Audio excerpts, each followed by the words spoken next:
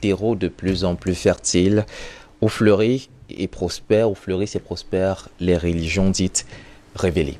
La foi chrétienne a déjà conquis les cœurs de près de 63% de la population, alors que les dévots à Allah, eux, atteignent les 30%. Le nombre de convertis ne cesse de grimper. Un rapport établi au début de ce siècle fait état d'une augmentation exponentielle justement des différents croyants de ces confessions religieuses. Alors que les hymnes à la reconquête de la grandeur volée montent des antres de la terre-mère, DBS Matin ouvre le débat et pose la problématique de la spiritualité. À quel saint l'Afrique doit-elle se vouer? Son salut dépendra-t-il d'un retour immédiat et total à la religion dite africaine?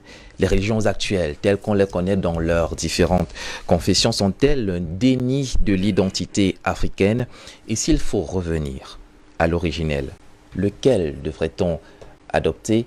Voilà les questions qui meubleront, les problématiques qui seront débattues dans cette première sortie de votre émission DBS Matin, spiritualité, à quel saint l'Afrique devrait-elle se vouer? Vous pouvez participer à ce débat en nous envoyant vos différents avis sur notre page DBS TV sur Facebook. Et avec vous, on commencera, Dr Edimo, par définir les concepts de spiritualité et de religion. Est-ce la même chose? Non, pas tout à fait. C'est pas tout à fait la même chose. Mais tous renvoient d'une manière ou d'une autre à l'analyse des cosmogonies. Et les cosmogonies sont essentiellement générées à partir de l'Afrique antique, ce qui fait dire à beaucoup de gens que toutes les religions sont d'origine africaine. Cheikh Anta Diop l'a d'ailleurs développé un peu quand même. Oui, mais ça s'explique simplement, tout simplement. En fait, la conception, pas égyptienne seulement, mais noire, sur les Bambara, sur les Dogons, certainement sur les Bamileke, sur les Sawa, et tout le reste, c'est des conceptions qui se perdent dans la nuit des temps, sur les Bassa. Elles convergent à peu près à l'idée suivante. Au départ, il n'existe rien à la limite, c'est-à-dire il existe déjà tout. Parce qu'on parle là de la création du monde et de l'univers. Donc, d'après nos concepts ici, qui ont été empruntés par les religions révélées, qui naissent il n'y a pas très longtemps, mais au départ, les idées viennent de l'Afrique. On pense qu'il y a l'être et le non-être. Le non-être, c'est une matière inorganisée, une matière primitive qui a toujours existé et qui contient une infinité d'archétypes dont les essences sont les étoiles, les hommes, les êtres, tout ce qui vit sur la Terre, apparemment a toujours existé, d'après ce concept. Et c'est le même qui est repris partout. Ce concept donc de matière primordiale, qui est intelligente, qui est une divinité elle-même, est habitée par le principe de sa propre évolution. C'est très abstrait, hein? C'est très abstrait. Dans une matière sans forme, incréée, mais qui a le principe de sa propre évolution. Et dans l'évolution, et qui progresse, et pendant qu'elle progresse, naît le démiurge, donc celui qui crée le monde, qui a parachève la création du monde. Donc le monde, il est là, en essence, habité d'archétypes, n'a pas de début, n'a pas de fin, mais quelqu'un, le démiurge, ce qu'on appelle le Dieu, que les Égyptiens appelaient le Ra, prend conscience par suite à la montée en gamme des systèmes d'évolution qui font partie du monde incréé. Il prend conscience et il appelle donc tout ce qui existe à l'existence. Notamment les 4 premiers couples on verra. Alors peut-être pour vous relancer sur ce sujet, parlons de la création, la genèse même des religions. La théorie que vous évoquez, c'est une théorie conceptualisée par tous ceux qui se réclament de l'Égypte antique. Alors on veut savoir, est-ce que ces religions étaient-elles monothéistes ou monolâtres, entendez par là, qui acceptaient plusieurs dieux, mais s'attacher à un en particulier. Parce que c'est de là que partira justement le débat sur les religions aujourd'hui. Dans le Ra, dans le Démiurge, c'est le grand Dieu, d'où sortiront tous les autres dieux. Et ces autres dieux émergent naturellement à travers plusieurs couples. Des couples. Osiris, Isis, Seth et Nephthys, l'eau et l'air, la terre et le feu. Ce sont ces compositions, d'après nos cosmogonies, qui fondent tout ce que nous voyons aujourd'hui. Et l'être humain lui-même est conçu naturellement comme un corps, mais pas seulement comme un corps, mais aussi une âme qui est le double de ce corps. Et l'ombre de l'être est bien plus loin, le principe de l'immortalité, dans une partie de l'homme qui retourne toujours à la source de départ. Ça, ce sont les notions développées par les Égyptiens qui ressortent 4000 ans, parce qu'en fait, ils ne s'arrêtent pas là. 4250 ans avant le Christ, le premier calendrier sidéral est développé, qui ne se limite pas seulement à observer l'évolution de la Lune, l'évolution du Soleil, mais qui est vraiment un calendrier sidéral, je dis bien 4000 ans. C'est ça, 4 millénaires avant Jésus-Christ. Voilà. C'est déjà d'où remonte même c'est de la jeunesse. Voilà. Et les Égyptiens constatent qu'en effet, Dieu va géométriser, dans le Démiurge géométrise, ce qui les pousse à commencer à comprendre. C'est pour cela qu'on dit qu'ils sont à l'origine des mathématiques et de tout le reste, parce que en fait, et ça, quand vous le retrouvez, je le dis encore, chez les Bambara, on va vous parler de toute la cosmogonie et de toute l'astrologie, comment ça s'est passé, et tout cela, les Dogons, les Bambara, les Minyanke, les Bozo, les Woyou, ici en Afrique centrale, le Nyambéisme, ce que chez les Bassar, le Mbok, ils reviennent tous à peu près dans les mêmes conceptions, à peu près. Naturellement, la notion de Christ est développée déjà à travers Osiris, ce couple qui crée l'humanité, et que dans la chrétienté et le judaïsme, on récupère ces notions sous la notion de Adam et Ève. Chez les Égyptiens, c'est Osiris, Isis. Naturellement, à côté, il y a Seth et Nephthys, un couple stérile. Un couple stérile voilà. Qui est jaloux et qui va détruire donc Osiris. Et Osiris sera ressuscité et pour sauver toute l'humanité. Donc, une notion qui est aussi reprise par l'Église chrétienne. Et il faut le dire, la notion de Christ même, Jésus est déclaré Christ pas en l'an 0. C'est 4 siècles après son départ au concile que nous connaissons.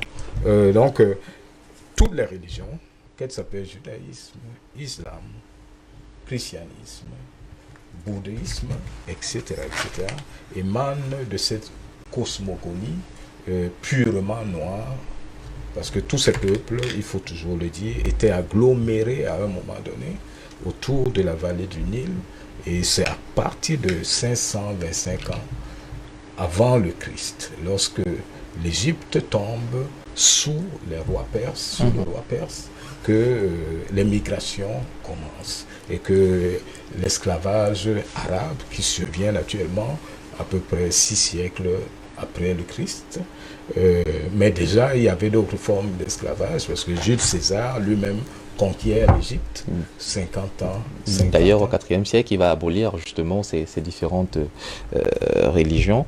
Alors, je vous relance et là, ça va permettre de passer la parole aux autres. Est-ce que, donc, selon ces explications, on peut parler de religion purement africaine ou de spiritualité africaine? Il y a une religion africaine qui n'est pas conquérante, qui n'est pas expansionniste, qui ne le veut pas, qui est entretenue dans les groupes, qui n'a jamais la mission d'aller dominer quelqu'un quelque part. Les autres religions, elles ont ces missions, mais elles sont absorbées, elles sont adoptées facilement par les Africains. Quelqu'un a parlé de certaines statistiques. En effet, en 1900, 1% des chrétiens du monde étaient africains. Aujourd'hui, c'est 27% des chrétiens du monde. Et en 2050, c'est à peu près 72% des chrétiens du monde qui seront africains. Ça veut dire quoi? Ça veut dire en substance que l'essentiel de ces religions ont à la base des personnes qui sont d'ascendance noire. Toutes ces grandes religions, des personnes qui sont d'ascendance au départ noire, qui sont inspirées par les mêmes forces. Donc, je ne parle pas du démiurge, mais je parle de tous ceux qui sont en dessous de ceux qui ont accéléré les religions, que ce soit Yeshua, que ce soit Mohamed, que ce soit Bouddha, qui est présenté d'ailleurs comme un homme noir, toujours, et que ce soit tous les autres, apparemment, seraient d'ascendance essentiellement africaine, et ils ont adopté ces notions, ce qui se dispute d'ailleurs aujourd'hui, surtout au Vatican. On pense que de plus en plus, l'origine de Jésus pourrait être essentiellement noire. Sa mère serait éthiopienne. C'est pour cela qu'à sa naissance, quand les rois mages aperçoivent cette sainteté, vont vers elle, vers la sainteté, et que quand Hérode décide de décimer les petits-enfants, on la ramène en Égypte, chez sa mère. Et c'est pour cela que, jusqu'à la fin de sa vie, au moment où il doit porter la croix, c'est pas n'importe qui, c'est un noir toujours, Simon de Cyrène, qui vient.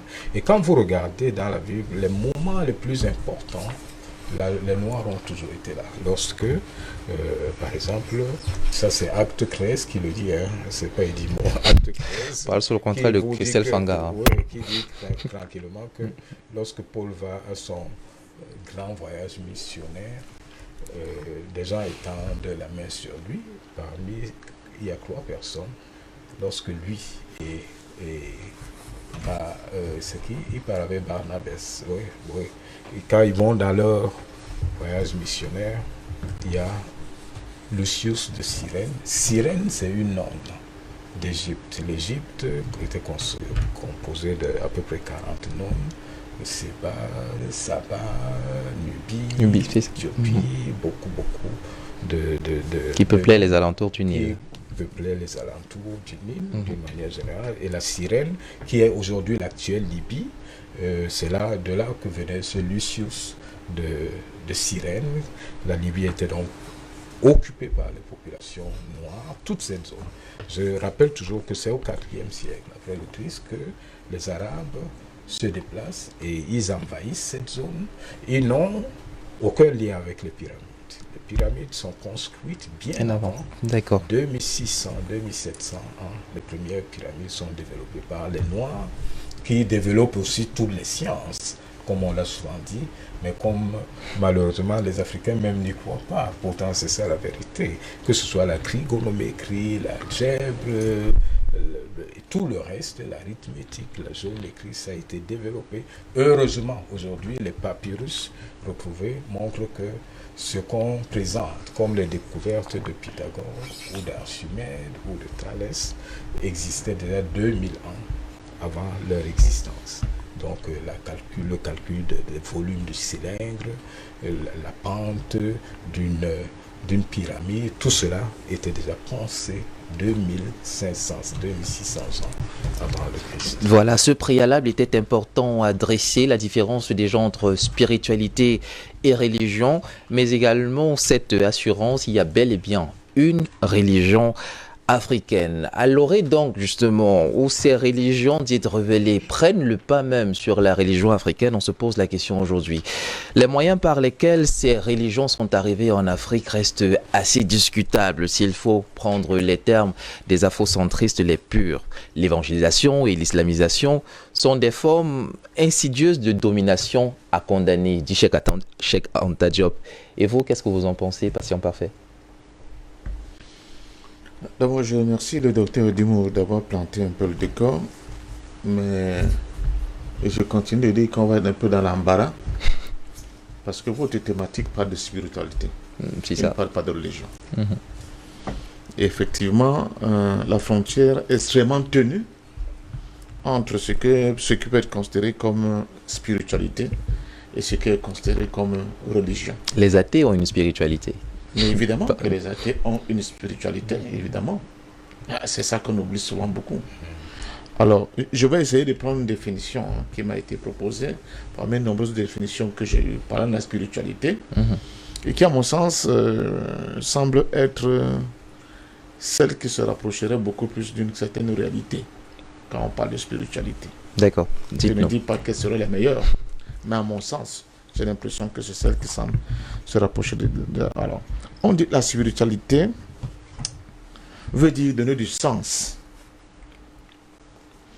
à ce que l'on est, à ce que l'on fait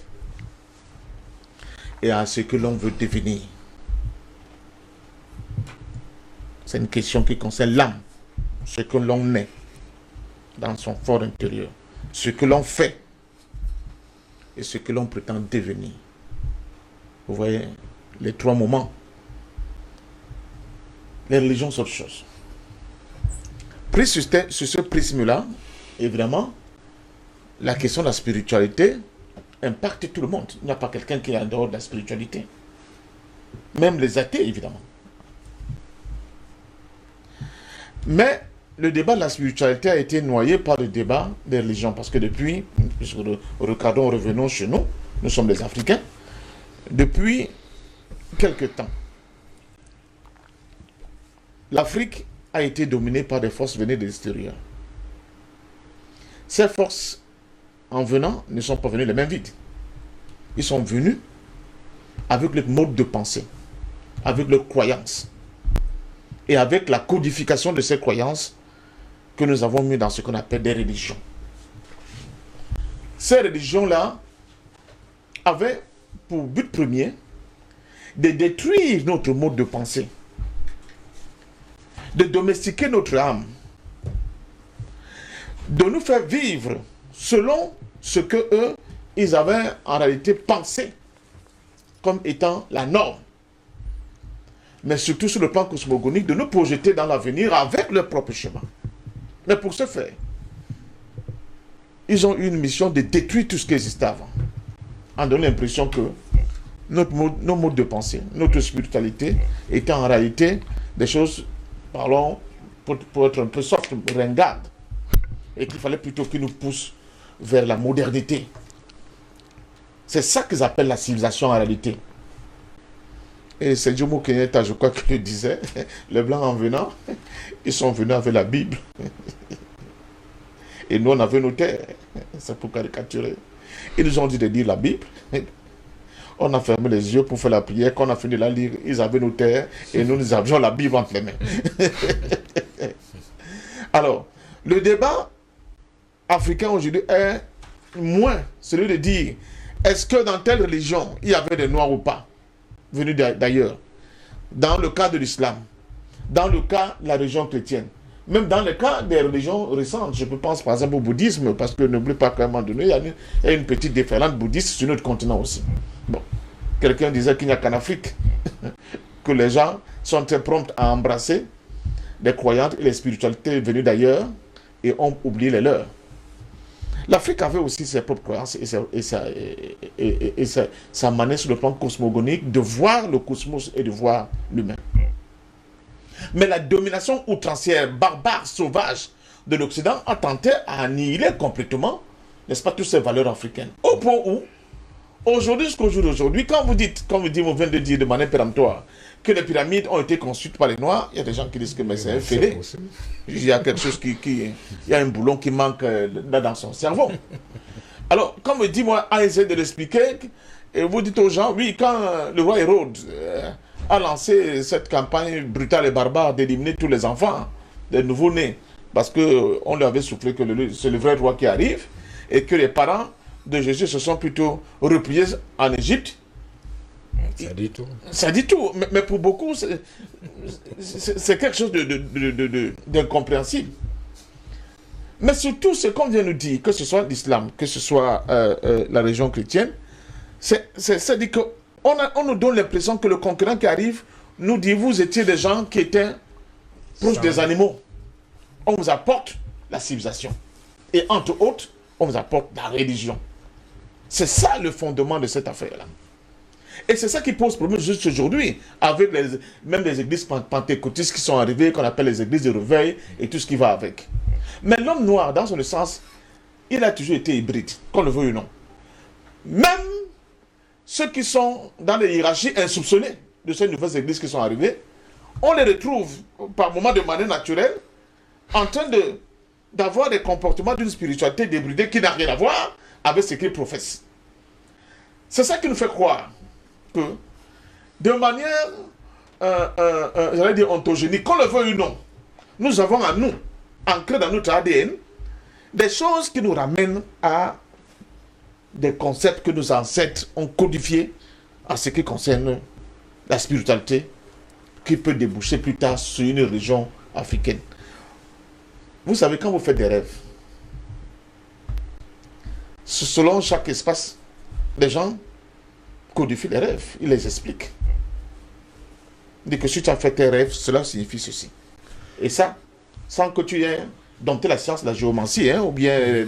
Non. De manière naturelle, tu as tendance à vouloir expliquer tes rêves. Quand tu marches et que tu te cognes le pied gauche, tu as tendance, sans qu'on t'explique quoi que ce soit, à donner une explication à cet acte qui se pose. Voilà. Quelle que soit l'obédience religieuse à laquelle... Quelle qu'en soit l'obédience religieuse. Souvent même, ce sont les gens qui font 10 chapelets, 40 chapelets par jour, qui sont les plus accros à cela. Hein. Bon,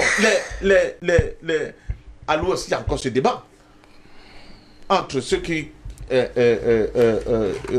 accordent du crédit au culte des ancêtres par le biais des crânes et ceux qui vont à l'église. Il y a même des prêtres qui ont essayé de trouver le juste milieu entre les deux pour dire qu'on peut les concilier. C'est ça le débat. Mais ce que je dis, et je veux sortir par là pour ce premier jour, c'est de dire que ce qui est important pour l'homme, quel qu'en soit ce que vous allez épouser, soit comme spiritualité, soit comme religion, c'est le bien-être de l'homme et de tous ceux qui sont autour de lui. Quand vous lisez la Bible, vous pouvez lire la Bible, oui, comment on dit ça, les descendants de David, machin, truc d'Abraham, tout ça c'est beau. Mais dans la Bible, moi, à mon sens, c'est deux choses que la Bible apprend. Si vous n'appliquez pas ça, vous avez un beau bouquin plein de feu entre les mains, mais ce que ce truc-là professe, vous n'êtes pas en train de le faire.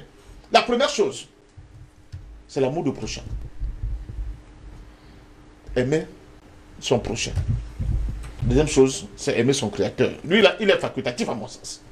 Parce que si vous aimez votre prochain, même si vous dites que Dieu n'existe pas, vous êtes en train de faire ce que Dieu veut. Mais vous pouvez me réciter tous les mantras de bouddhisme, me dire 1000 chapelets, versets bibliques et les trucs de Coran comme vous voulez. Si vous êtes dans les capacités d'aimer votre prochain, vous n'êtes pas en train de faire quoi que ce soit par rapport à tout ce que vous avez. C'est pour cela que vous allez voir des pays comme la Russie et même la Chine de Mao qui se disaient athées, mais ils ont travaillé profondément pour aimer le prochain, c'est-à-dire que mettre l'homme au centre du projet politique et économique qu'ils avaient. Voilà. C'est ça qui est le plus important. Et pour le faire, je continue de dire, on peut être dans la religion d'aller adorer nos ancêtres à travers les crânes. On peut être comme moi qui pense que mon premier Dieu sur terre, c'est mon père. C'est ce que moi j'ai dit de moi d'homme. C'est mon père, c'est lui mon premier Dieu.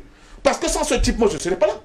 Si Dieu l'a choisi comme canal ou bien comme, je ne sais pas, pour que Véhicule. comme véhicule, pour que je puisse exister, je commence d'abord par m'agenouiller devant la tombe de mon père, pour dire que papa, c'est toi mon premier Dieu. Je l'ai dit ouvertement, je ne m'en cache pas. D'accord. Donc, ou bien d'autres qui estiment que, comme Bouddha le veut, je ne sais pas, bon, ceux qui font les Omida Bouddha, mais vous allez voir que un type comme le Dalai Lama, le bouddhisme tibétain, avec toutes les belles pensées, toutes les belles théories, énoncées, les successions qui allaient pratiquement de père en fils, mais le bouddhisme de ce type tibétain, il offrait quoi comme perspective humaine? En dehors du fait que nous avons l'âme qui doit être pure. Quoi? C'était presque l'esclavage, hein? On ne le dit pas assez. La Chine est venue balayer tout ça et a donné de la valeur à ces Tibétains aujourd'hui, justement, qui se sont ouverts au monde, capables de domestiquer la science, mais surtout d'élever le niveau de vie. Donc je dis, ce débat, je ne peux pas souvent rentrer là-dedans, Mais vous y êtes. parce que j'estime que chacun doit trouver sa place dedans. Et Voilà. moi, je vous dis, moi, mon père est évêque de l'église catholique, ça ne m'empêche pas d'avoir des J'allais- points de vue très différents. J'allais le de l'église j'allais le catholique en ce préciser. qui concerne la colonisation de l'Afrique et de certains points de vue de l'église catholique par rapport à l'homme noir. J'allais le préciser, vous faites Voilà. bien de le dire, pas pour vous dédouaner, mais en tout cas, on a bien compris votre point de vue et je relance Simon D sur l'un des points que vous avez souligné, le caractère hybride de l'Africain qu'il a toujours été, aussi dans sa spiritualité. Alors la question, est-ce que l'Africain d'aujourd'hui, qui est en reconquête justement de cette historicité, de cette grandeur de ce qu'il a perdu, peut se permettre on va dire, ce métissage de spiritualité et partant de religion? Les deux peuvent-ils cohabiter? Monsieur Rim, avant de répondre à votre question, je voudrais préciser une chose. Vous savez, le drame des Africains, c'est que beaucoup ont été en classe et d'autres à l'école. Ceux qui ont été en classe passent tout leur temps à réciter ce que le colon a mis en place. Ils le récitent bêtement sans chercher à comprendre ce qui se trouve là-dedans. Et ça qui crée des conflits dans tous les pays africains. Or, ceux qui ont été à l'école, après avoir été en classe, ils se sont mis à réfléchir, à penser, à chercher à comprendre ce qu'on a mis dans ces papiers. Et quand vous expliquez aux gens la réalité, ils ne comprennent pas. Parce que, monsieur Rim, il faudrait qu'on se mette une chose. Vous savez, dans le monde entier, ce sont ceux qui gagnent la guerre qui écrivent l'histoire. Ils écrivent en fonction de leurs intérêts. Et vous tombez là-dedans, vous récitez, vous passez tout le temps à implémenter ce qu'ils ont laissé et en détruisant votre base culturelle. Je dis votre base culturelle. Parce que l'Occident, vous ne verrez pas un pêcheur aller à la rivière pour sauver le poisson. Il a besoin du poisson pour le manger. Les Occidentaux qui nous ont jamais donné les bonnes routes, les bonnes écoles, qui nous ont esclavagisés, ne viendront pas nous montrer la voie du bonheur. Ce n'est pas possible. Nous montrer la voie qui nous apporte la paix, le bonheur, la réussite, c'est pas possible. Quand bien vous parlez d'un Dieu qui va vous sauver, je suis désolé, ça ne pourra pas hésiter venir de la part de cela. Déjà que dans nos langues maternelles, le nom de Dieu a toujours existé. Dans toutes les langues du monde entier, le nom de Dieu a toujours existé. Mais le nom de ces gens qu'on utilise pour penser qu'on arrive à Dieu, pour moi, ça n'existe pas. Vous ne pouvez pas avoir la ligne directe de Dieu. Laissez la ligne directe de Dieu, prendre un intermédiaire pour parler à Dieu qui est derrière vous. C'est une absurdité qui ne dit pas son nom. Je répète, il faut que les gens me comprennent très bien. Il dit que Dieu est derrière vous. Vous savez sa ligne directe. Vous laissez sa ligne directe pour demander à un intermédiaire, pardon, est-ce que tu peux demander à mon père de me donner telle chose? Est-ce que c'est possible? Est-ce que logiquement, ça peut se comprendre? Les chrétiens l'utilisent. Les musulmans l'utilisent. On a mis un monsieur qu'on appelle Jésus, intermédiaire entre Dieu et les êtres humains, et les noirs. On a mis un certain monsieur Mohamed entre les musulmans et Dieu, et pourtant ils ont la ligne directe de Dieu. Je le dis pourquoi? Parce que dans cette Bible, on écrit honore ton père et ta mère. Quand tu laisses ton père et ta mère, comme Dom le disait, pour demander à un intermédiaire qui ne te connaît même pas, qui ne sait même pas ton existence, tu penses qu'il va laisser ce problème pour parler de ton problème à quelqu'un pour lequel il a aussi des besoins? Sois sérieux. Et on va dire que toi, c'est le fils de Dieu. Il dit, toi, tu es le fils du diable. Nous sommes tous fils de Dieu.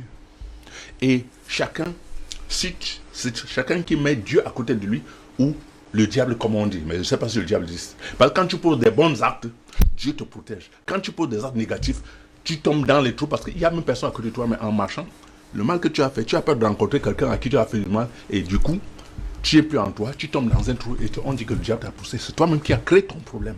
Il faut que les Africains comprennent l'origine de leur problème. La Bible ne nous apporte rien du tout. Avant l'arrivée de la Bible, nos ancêtres, on avait une croyance réelle. On s'adressait à Dieu directement à travers nos ancêtres. Parce que l'ancêtre, le sang qui te lie à Dieu, c'est Dieu qui a donné ce sang à tes ancêtres qui arrive à toi directement. Il n'y a pas eu d'intermédiaire. Et c'est la ligne directe de Dieu. Quand tu veux parler à Dieu, à travers tes ancêtres, il reçoit ton message le même jour. Mais quand tu passes par un intermédiaire, il n'a aucune obligation de te rendre service. Je suis désolé. Va payer dans une église 100 fois, va te coucher à l'église. Si tu méprises tes ancêtres, tu ne respectes pas tes ancêtres, celui qui t'a donné la vie, et ceux qui ont donné la vie à tes ancêtres, tu ne respectes même pas Dieu parce que tu méprises Dieu. Que ce soit clair, tu méprises Dieu parce que Dieu qui t'a donné la vie, s'il ne respectait pas ton ancestralité, il n'aurait pas donné c'est-à-dire la culture à tes ancêtres qui arrive à toi, que tu dois développer jusqu'aujourd'hui.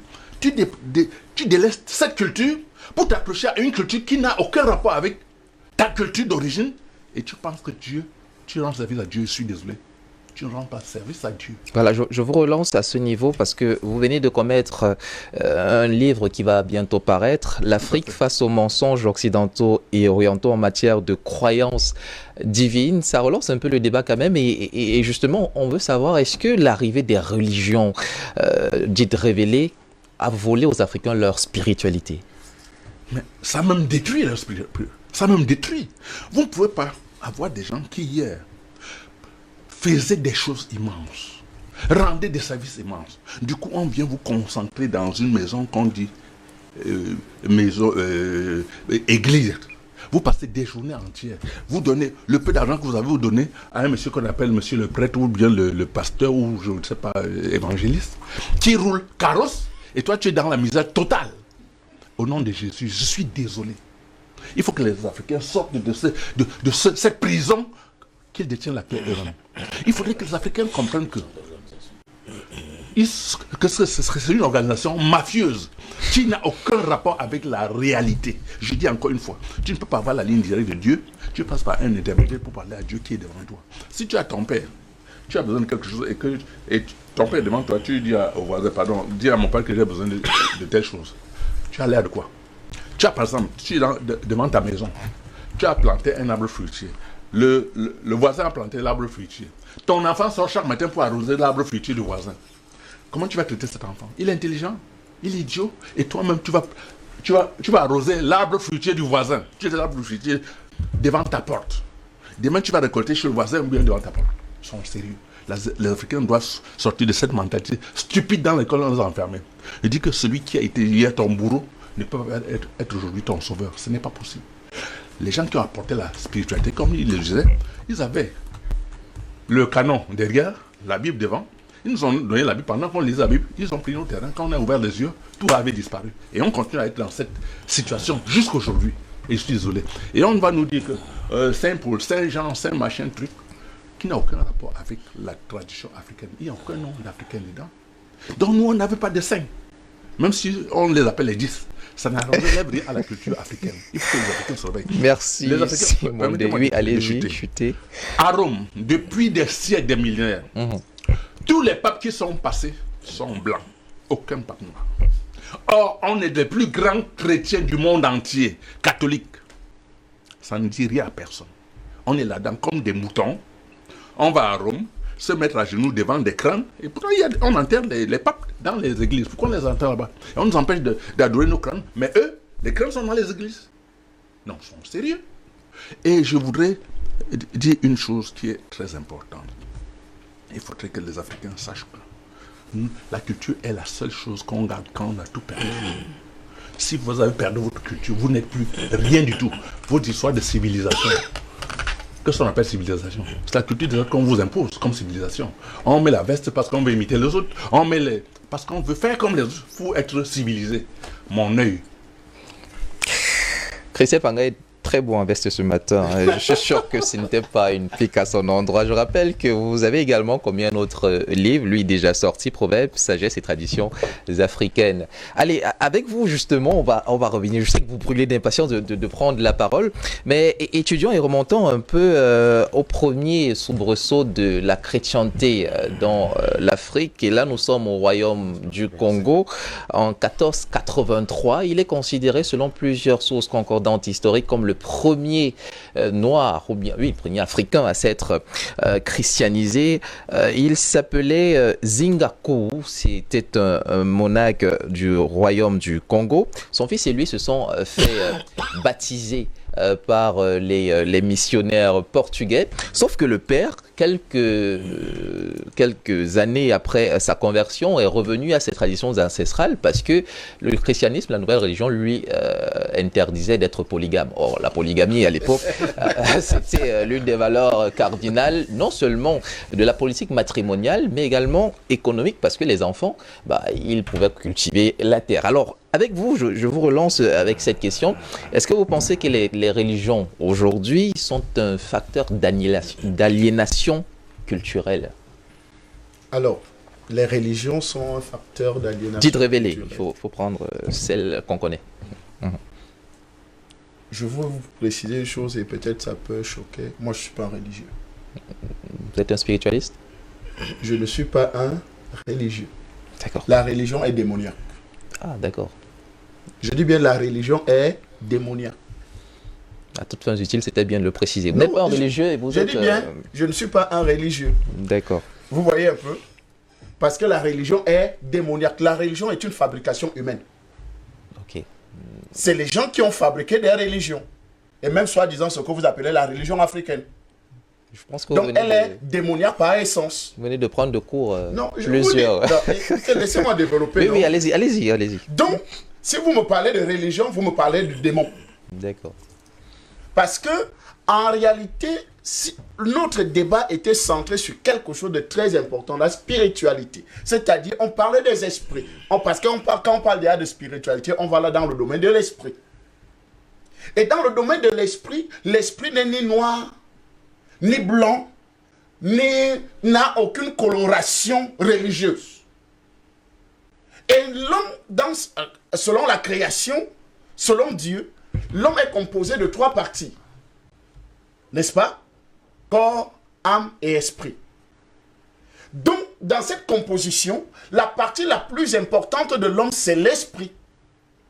Et quand on parle de spiritualité, ça veut dire qu'on parle des choses de l'esprit. Et si on parle des choses de l'esprit, les petites considérations, que ce que j'appelle petites considérations, c'est les choses de... ce qui est palpable, là. La chair, les Bibles, tous ces reliques-là, c'est secondaire. Donc, a donné une définition tout à l'heure de la spiritualité, qui est d'abord une affaire de l'âme, n'est-ce pas? Maintenant, pour se projeter dans l'avenir, qu'est-ce que l'avenir? Pourquoi? Nous devons faire du bien à l'avenir. Et en conclusion, il a dit une chose qui est simple, l'amour du prochain. Donc, si un seul instant, vous vous enfermez dans le carcan de la religion, vous êtes déjà animé par un esprit démoniaque. C'est pour ça que moi, je suis un homme libre d'esprit, qui pense et qui comprend et qui regarde les autres et dit, qui observe et qui peut regarder et dire non. Est-ce que celui-ci, parce que je suis très d'accord avec vous, M. Simon, sur 2 points. Vous avez dit une chose qui est simple. Vous dites que les gens sont les plus nombreux ou bien qui croient en quelque chose, n'est-ce pas? Mais ne respecte pas les autres ou bien ne respecte pas le frère, ne respecte pas le père. Honore ton père et ta mère. C'est écrit dans la Bible, c'est bien. Mais il y a une chose que nous devons comprendre. Dans la spiritualité, c'est d'abord le bien-être de soi. Si un seul instant, vous êtes mal à l'aise vous-même, dans votre croyance, dans votre foi, alors ça veut dire que vous êtes un faux.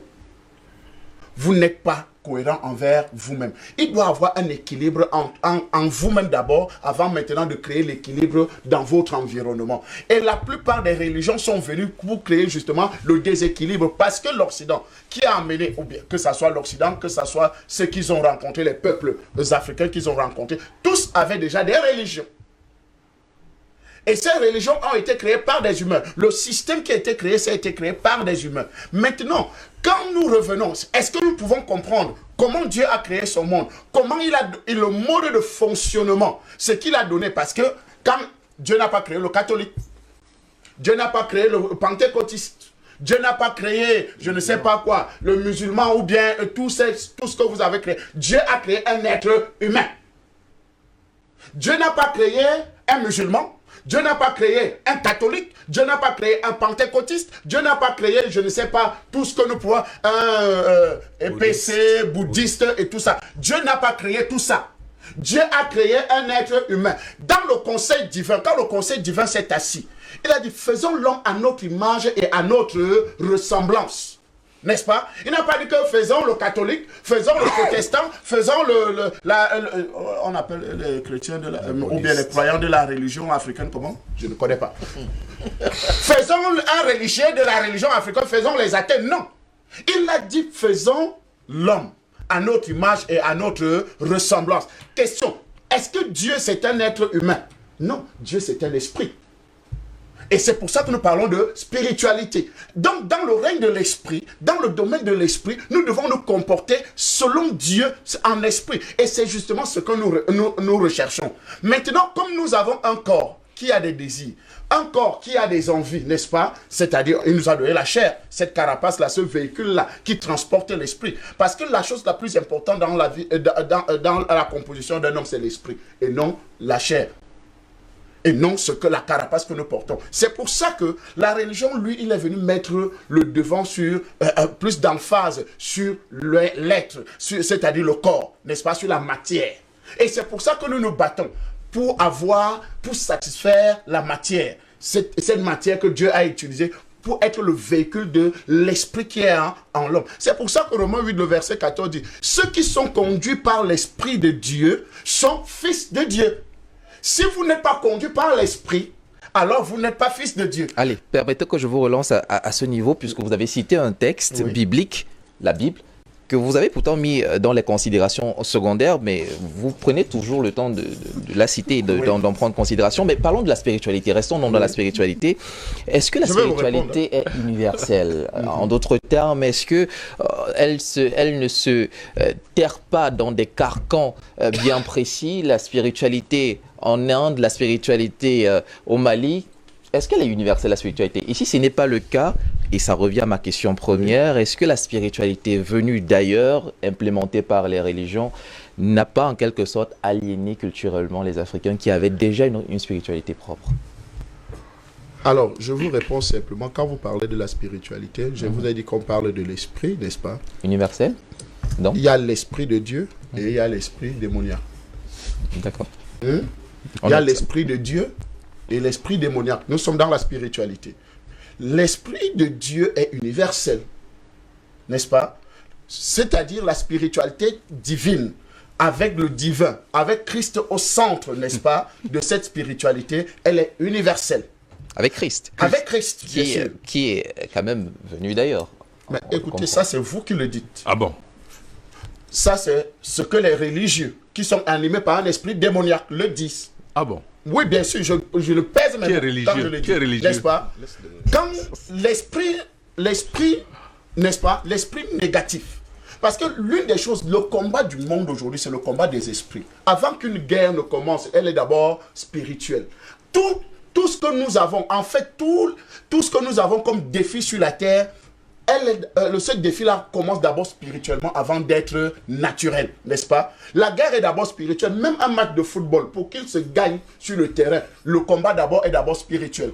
Si vous voulez, vous le renseigner chez tous les footballeurs, ils vont vous dire la même chose. Que ce soit combat de boxe, tout ce qui est réalité, n'est-ce pas, sur la vie naturelle, n'est-ce pas, a d'abord été spirituel avant d'être matérialisé naturellement. Donc, le combat d'abord est spirituel. Maintenant, c'est avec quel esprit que vous allez à la bataille? L'esprit de Dieu ou bien l'esprit démoniaque. Parce que dans le conseil divin au ciel, c'est pour ça que j'aime souvent parler qu'il y a eu coup d'état au ciel. Il a failli avoir coup d'état au ciel.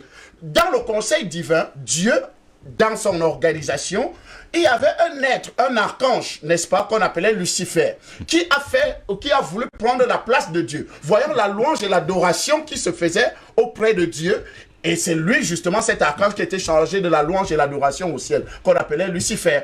Il a voulu prendre la gloire, n'est-ce pas, de Dieu. Maintenant, il oubliait que dans l'organisation divine, il y avait aussi un autre archange qui était chargé de la guerre. L'archange Michel, qui l'a fait sortir du conseil divin, qui l'a dit, mais monsieur, vous n'avez plus de place. Donc, mais Dieu lui a laissé avec tous ses pouvoirs. Et c'est ces pouvoirs-là maintenant qu'il l'a amené sur la terre, n'est-ce pas? Parce qu'il se balade un peu de partout, n'est-ce pas? Cet esprit malin, cet esprit errant, et inspire maintenant des hommes, n'est-ce pas? C'est pour ça que vous parlez de la spiritualité. Est-ce qu'elle est universelle ou bien elle est diversifiée?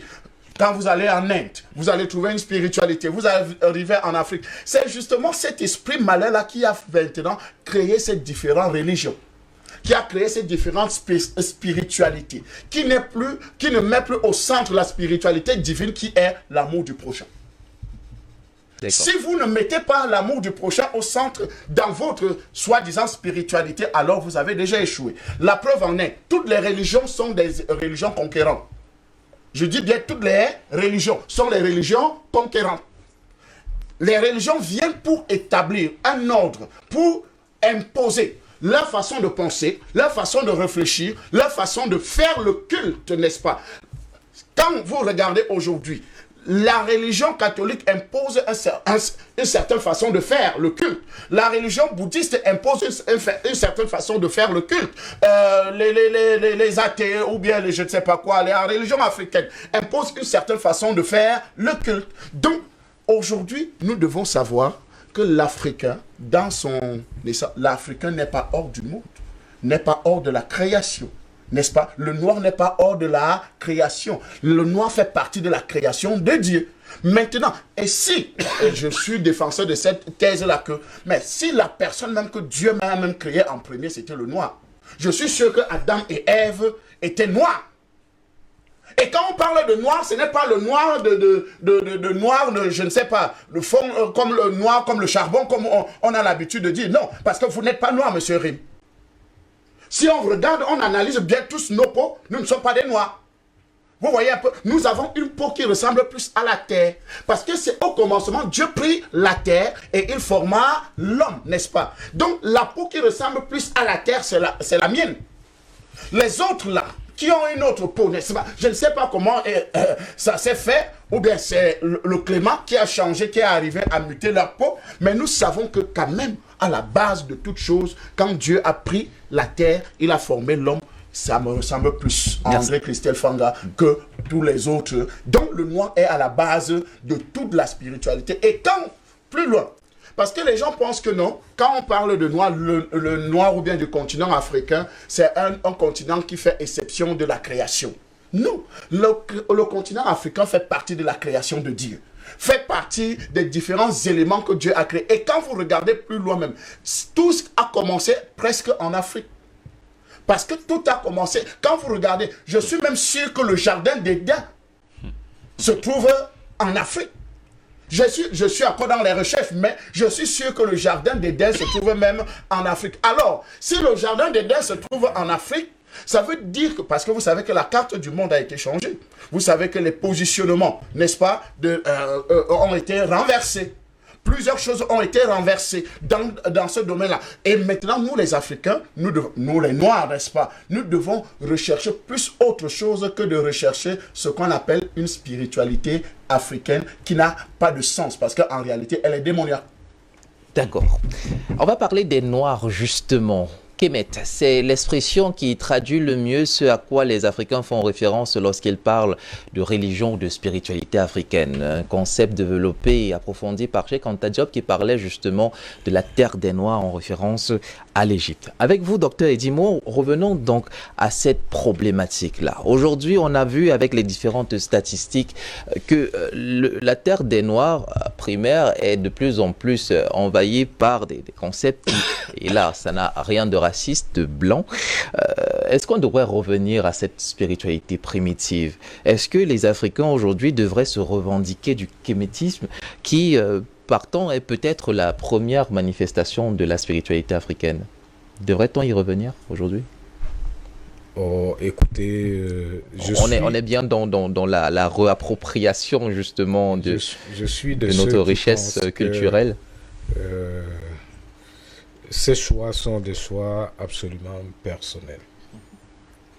Absolument personnels. Donc, ils n'ont aucun impact sur le développement du panafricanisme, la réappropriation de la grandeur soi-disant perdue. Donc, on peut être de C'est n'importe des quelle choix- obédience religieuse. Oui, Et pour moi, ce sont des choix absolument personnels.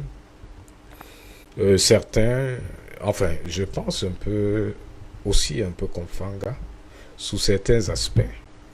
Le noir, naturellement, est le premier sur la terre. Ça, c'est clair. C'est pas une affirmation. C'est quelque chose de prouvé scientifiquement.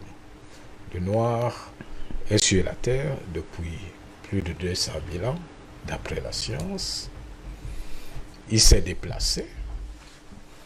Ensuite, il est parti jusqu'aux régions sibériennes. Et de là, il a muté. C'est l'homme de Cro-Magnon, d'après la science. Ça, c'est il y a 30 000 ans. 30 000, 40 000 ans. Selon la théorie de l'évolution. Voilà. Et il y a eu des croisements. Et il y a eu de plus jeunes qui sont apparus, parmi lesquels, c'est toi qui parles des Kémites, parmi lesquels les peuples sémites, qui, selon la science, seraient les plus jeunes. Ça veut dire les Arabes, ça veut dire les Juifs,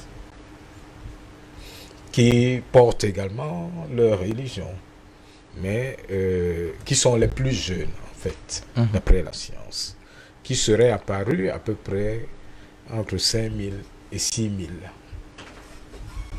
avant Jésus. Ces derniers croisements, les Japonais étant, selon la science, peut-être les derniers rameaux qui se seraient constitués. Donc les Africains, ils ont essaimé tout le monde depuis toujours. Sur tous les continents, ils ont été. Ils ont créé leur religion, mais je continue à dire, c'est des questions pour moi, des questions extrêmement personnelles. Je ne veux pas condamner celui qui pense que le Christ est le sauveur du monde. est le sauveur du monde. Je n'ai pas d'argument. Est-ce à dire que ça n'a pas d'impact sur la vie de l'Africain, qu'il s'agenouille dans une mosquée ou qu'il aille prier dans une église? Ça n'a-t-il, finalement, la spiritualité, et peut-être si on la carcanise avec la religion, n'a aucun impact sur la vie d'un Africain, sur ce qu'il peut ou doit faire? Je vais vous dire quelque chose qui va énerver peut-être certains. Peut-être pas les gens sur le plateau, mais ailleurs. Et quelqu'un est venu déjà le dire ici, c'est que nous, Africains, enfin moi, et dis-moi, je suis trop fier de moi. Trop fier. Parce que je sais que j'ai eu la chance d'être noir. Je sais que tous les autres sont aussi des noirs. Toutes les autres races sont des noirs. Mais à 40%, à 60%, à 70%, ils ont muté. En fait, il y a eu des accidents génétiques qui ont voulu que d'autres races aussi naissent. Ces races sont, pour moi, très jeunes et n'ont pas grand-chose à m'apporter. Je suis de ceux qui pensent qu'un noir doit être tellement fier parce qu'il est au point de départ de la civilisation. Quand vous observez ce qui s'est passé en Égypte, à ce moment, tous les autres peuples vivaient dans les grottes. Quand les pyramides se construisent, il n'y avait personne d'autre.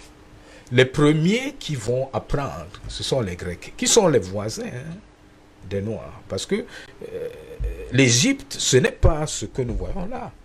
L'Égypte dont on parle dans la Bible là, Mais c'est tout un monde. L'Égypte, c'est toute une suite de dynasties. C'est à peu près 30 dynasties de pharaons. Il n'y a pas eu un pharaon. Non, pas juste un seul. Il y a eu plus de 200, 300 pharaons qui sont partis. Et tous étaient des Noirs qui ont créé tout. C'est sous eux que tout est né. Tout. Vraiment tout. Tout ce qu'on appelle science. Peu importe les religions, les arts et tout le reste, c'est des Noirs. Mais à ce propos, docteur, justement, cette connaissance, et Fanga Christelle citait un texte biblique qui parlait de l'importance de la connaissance. Le peuple périt aujourd'hui faute de connaissance. Pensez-vous justement que la liturgie chrétienne apprend-elle aux Africains que tout vient d'ici? Parce que c'est aussi ça. Et c'est ça la quintessence. Écoutez, même de... C'est ça la quintessence de ma question. Est-ce qu'il n'y a aucun impact? La liberté religieuse garantie aujourd'hui, est-ce que on peut être à la fois africain, se revendiquer comme tel, comme noir, et n'avoir aucun problème avec la religion? Personnellement, je crois que les Africains ne devraient avoir aucun problème avec les religions. Pour moi. Parce on ne peut pas les restreindre à ces religions. C'est eux qui ont créé tout ça. Ah, ok, d'accord. Donc, dans le sens où ils sont les auteurs non, de ils ça. peuvent se retrouver partout. Hein. Puisque c'est eux qui les ont créés. Ils ont créé tout ça. D'accord. Chacun peut faire son choix. Voilà un point intéressant. L'autre reste dans sa religion de crâne. Je respecte. L'autre dit que bon, je vais quand même chez Jésus de l'autre côté là. C'est lui toujours. L'autre va chez Bouddha qui est toujours chez Miazitiza, un homme noir. C'est eux toujours. D'accord. Pour moi, l'Africain est au départ. Et pas seulement au départ de la civilisation, à l'arrivée également de la civilisation.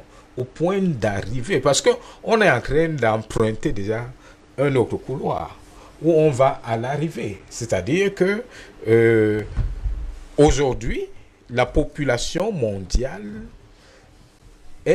sera essentiellement noire dans les jours qui vont venir. Et tous les gens qui ne respectent pas la loi de Dieu, qui voudraient que le monde se multiplie, que les gens vivent en amour, ils sortent. Pour moi, ce n'est pas quelque chose d'anodin d'apprendre qu'un chef d'État épouse sa grand-mère, par exemple. Pour moi, c'est une malédiction qui est libérée et qui indique que certains peuples, parce que pour moi, les Africains, c'est des hommes extrêmement spirituels, d'abord. Mais partout ailleurs, il n'y a plus ça. Et là, j'emprunte à la Bible. C'est pour cela que moi, je ne veux pas être en dehors de tel livre, de tel... Chacun a ce qu'il peut me dire. La Bible dit ceci. Et là, je parle sous le contrôle de Christelle Fanga. Oui. La Bible va te dire que... Là, je suis chez Ésaïe. Ésaïe va te dire, Ésaïe 11, Ésaïe 7, Ésaïe 9, Ésaïe 54. Il a vu le Christ. Il a vu le Christ, c'est ça, non? C'est lui qui déclare le Christ. Il n'a pas seulement dit une chose. C'est l'origine, la ville où va naître le Christ. Mais son contemporain, Michée, parce que l'Esprit de Dieu travaille aussi comme ça, savait. C'est lui qui parle dans Michée 5 de Bethléem, Ephrata, plus petite ville de Juda. De toi sortira le prince de paix. Mais c'est ce même Ésaïe qui parle dans Ésaïe 19 de l'Afrique. Les Égyptiens, allez voir. Et il vous dit que c'est eux qui sont à la fin. Ce sont les enfants purs de Dieu, que Dieu a condamnés à certains moments. Il faut lire la Bible d'une certaine façon. Là. Les Noirs même n'ont pas toujours été très bons. Hein. Ne croyez pas qu'ils étaient toujours bons. Il y a eu un certain pharaon qu'on appelait Toutmos III. Toutmos III, c'est les années 1300 avant le Christ, qui a conquis toute la planète, qui percevait les impôts partout, sur toute la planète, comme les Blancs font aujourd'hui.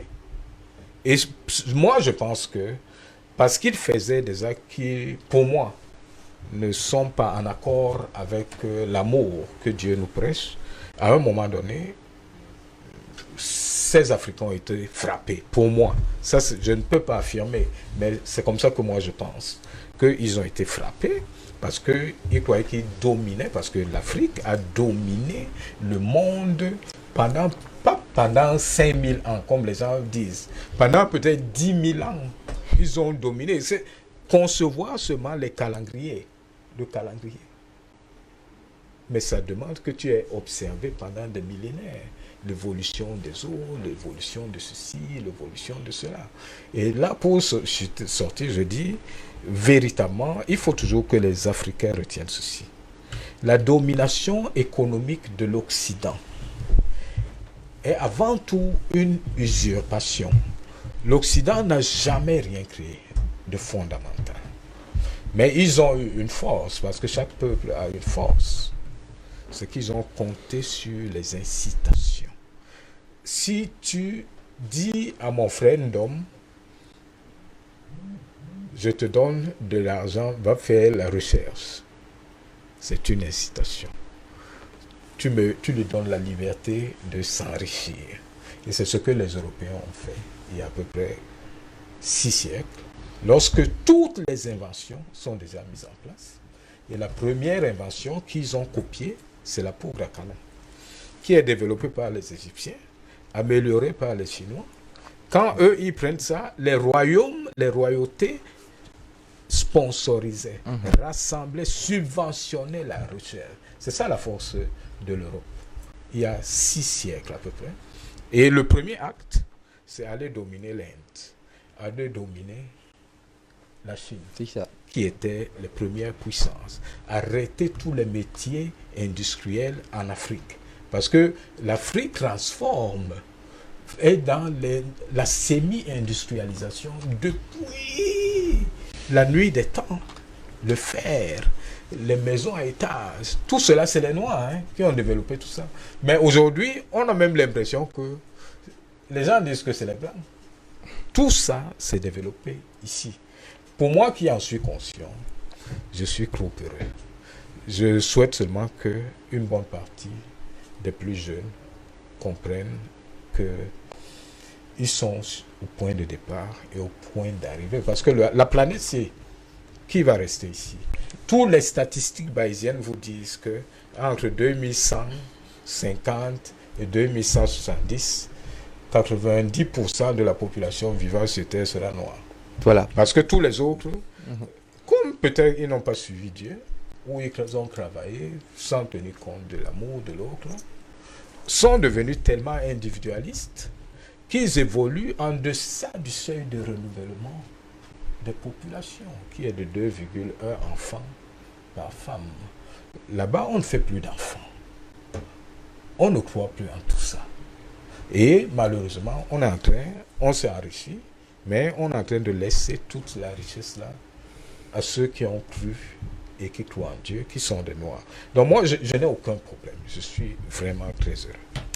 Heureux d'être noir, et ce devrait être pour lui, en tout cas, docteur Edimo, la seule chose qui prévale. Mais voilà, les considérations humaines nous forcent à parler de ces choses. Et justement, on vient avec vous à la fin du 19e siècle, en Inde, un mouvement nationaliste visant à redonner à l'Inde toute sa puissance culturelle, mais pas que, vise justement à être traduit sous le label Hindou, Hindi, Hindustan. Vous avez certainement entendu parler de ce label-là, une sorte de réappropriation de toute la culture, indienne, en refus à celle qui leur avait été imposée, notamment la culture anglaise. Est-ce que on ne devrait pas, et quand je parle de on, je parle de l'Afrique aujourd'hui, qui est dans cette quête perpétuelle de cette grandeur, ne devrait-elle pas adopter ce même style nationaliste en revenant donc à la spiritualité primitive, à la spiritualité africaine même? Je vous ai dit que tout à l'heure, dans tous les jeux, que ce débat était très important, parce que nous surfons la lisière de deux concepts très très différents, qui sont le premier concept, la spiritualité, et la second, c'est la religion. Voilà, parlons de spiritualité, justement. Parce que c'est ça l'ambiguïté de ce type de débat. Parce qu'en fait, à un moment donné, on ne sait plus sur quel champ d'expression nous sommes en réalité. Et c'est ça qui crée tout cet embryomini au point où les gens, en fait, sensés, qui ont un peu de jugement, qui vont écouter, ils vont dire, oui, mais ils n'ont pas fait le vrai débat qu'il fallait faire. Le débat n'est pas sur la religion, hein, c'est sur la spiritualité. Ben, évidemment, mais tu vois qu'on On glisse. a basculé complètement. Les deux, malheureusement, Oui, j'ai dit, ne je vous l'ai peuvent dit pas tout à l'heure, être... La frontière, elle est vraiment limite. Hein, c'est un fil, ça tient vraiment. La ligne de démarcation. Oui, la ligne de c'est ça. démarcation, elle est tellement infime que Et puis, il ne faut pas donner l'impression sur ce plateau qu'en procédant à ce débat, même si on pense à un retour de nos valeurs culturelles, qu'on va plonger sans le vouloir dans une espèce de racisme qui ne dit pas son nom. Ça aussi, c'est pas bon. Parce que le panafricanisme que nous prenons, il n'a rien à voir avec le racisme. Ce sont des valeurs qui sont aux antipodes du panafricanisme. Absolument. Le racisme. Il faut faire très attention. Et même l'intelligence, notre cerveau, c'est des trucs qui sont relatifs. Et dis-moi, on va faire une démonstration. Arrêtez un peu de montrer que si nous sommes noirs, tous les autres peuples sont nos enfants. Sont nos enfants. Donc, à partir de ce moment, comment tu peux haïr ton enfant? Tu peux pas. Tu vois. Bon, même sur le plan religieux, versons légèrement dans les religions. Bon, la religion ne s'est pas implantée partout de la même manière. Il y a eu des endroits où la religion a été obligée de faire des compromis. Je parle par exemple du Sénégal. L'islam au Sénégal a laissé une large place aux trucs traditionnels. C'est ça, les mourides, c'est ça. C'est ça les mourides. C'est-à-dire qu'on n'a pas totalement avalé, n'est-ce pas, les cultures ancêtres qui ont existé. On a fait une espèce de gentleman agreement. On a laissé ces gens-là avec des pratiques. Et c'est ça même qui fait dire. On me dit Bien même sûr. dans la Damawa. Bien sûr. C'est ça qui fait dire, justement, au niveau prédicateurs qataris qui sont arrivés et quand ils ont voulu une relecture un peu plus rigoriste du Coran, ils ont traité ceux qui pratiquent la religion musulmane aujourd'hui, ce sont des mécréants. Donc pour eux, les gens comme les sultans Bamou, c'est des mécréants. Parce que ça n'applique pas, selon eux, le Coran, selon la lettre à la lettre. Donc vous voyez que c'est tout très complexe. On n'a pas de religion catholique tout à l'heure. Fanga en a profité, bon, ça se comprend, de leur brocarder comme il faut. Mais il faut voir les gars de l'Amérique latine. Les chrétiens de l'Amérique latine. Avec le vaudou.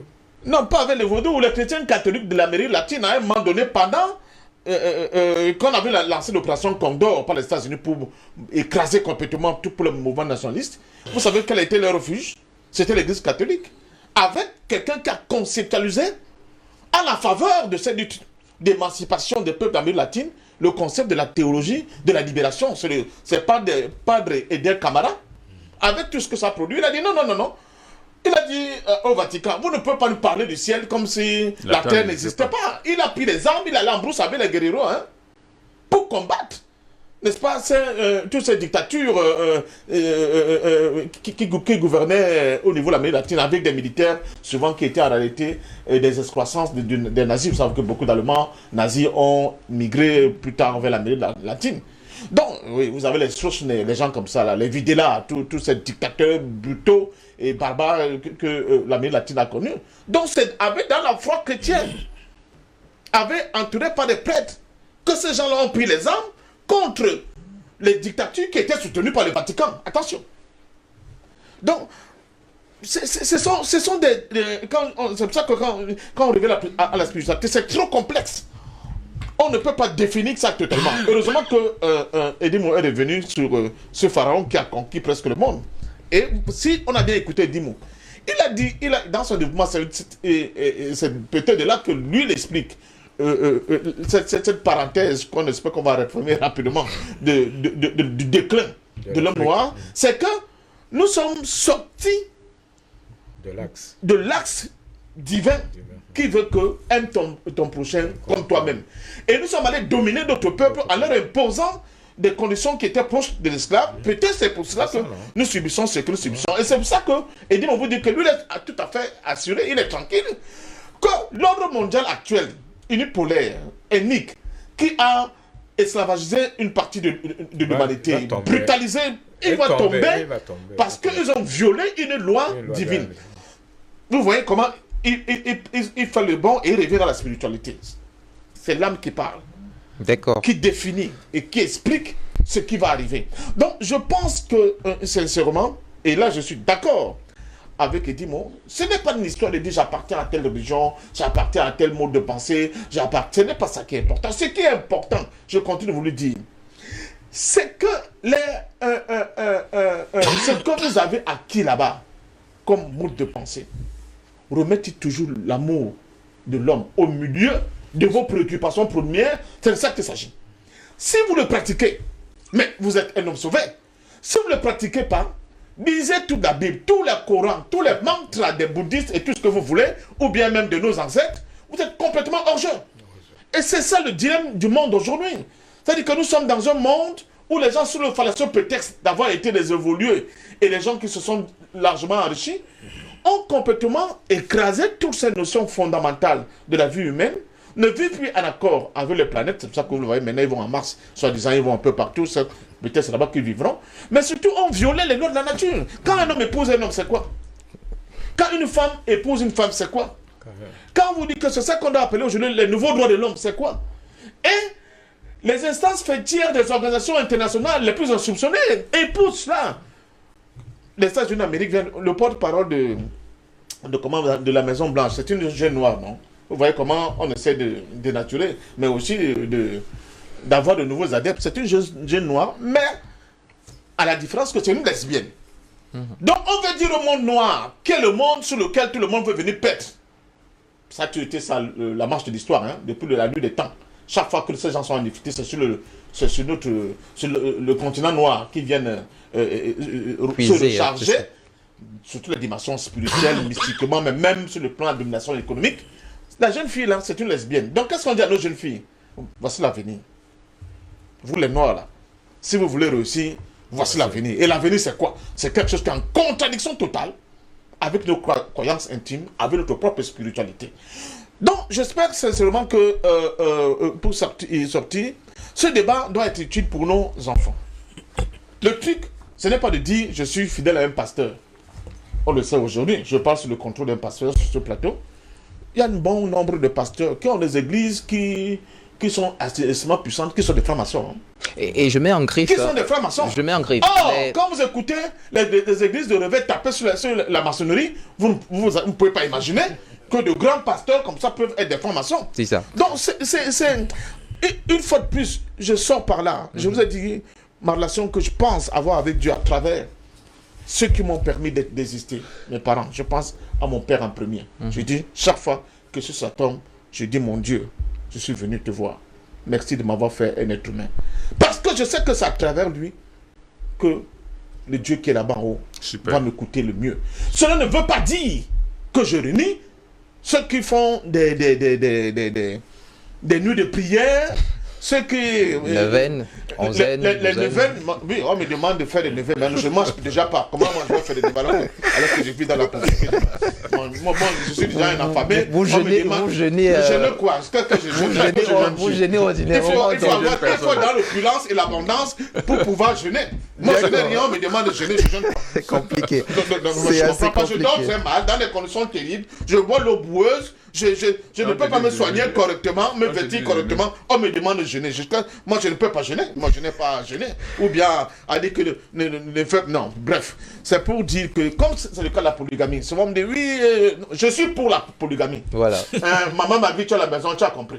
Moi, je suis pour la polygamie. Pourquoi? Parce que même dans les églises chrétiennes, là, même dans les églises chrétiennes, on nous dit que Jésus-Christ est le descendant de qui? De David. S'il n'y a pas la filiation entre Jésus-Christ et David, tu n'es pas dans la région chrétienne. Mais ce monsieur-là, tonton David, lui, il avait beaucoup de femmes. Hein? C'est un homme selon le cœur. Alors, donc je dis aux jeunes Africains, faites-nous des enfants. Si vous avez la capacité d'avoir 1, 2, 3 femmes, ce n'est pas ça le problème. Faites-nous des enfants. Parce que le lendemain, là, de cette confrontation dans laquelle nous sommes engagés, ça va être la différence va se jouer sur le nombre, ce que j'appelle les vérins hydrauliques de nos bras seront capables de produire. Ça, c'est le nombre que le fait. C'est déjà fini. Voilà. C'est ça. Et justement, je vous attrape au bon. Ces valeurs qui sont quand même ancrées dans la culture africaine, de polygamie, mettre l'accent justement sur les enfants comme richesse, être complètement réfractaire à ces idées évolutionnaires et révolutionnaires d'hommes avec hommes et femmes avec femmes, sont en quelque sorte d'être remises en question par les religions aujourd'hui. On revient encore sur ce point. Alors, vous avez dit la religion relève du diable. Je ne vous fais aucun procès. Vous êtes pourtant d'une obédience religieuse. Ça veut dire que vous revenez encore dans la même chose. Ce n'est pas encore ma question. Je veux juste m'assurer que... Je ne suis pas un religieux. Donc, vous n'avez pas d'obédience religieuse. Mais la Bible n'appartient pas à une religion. Ah bon?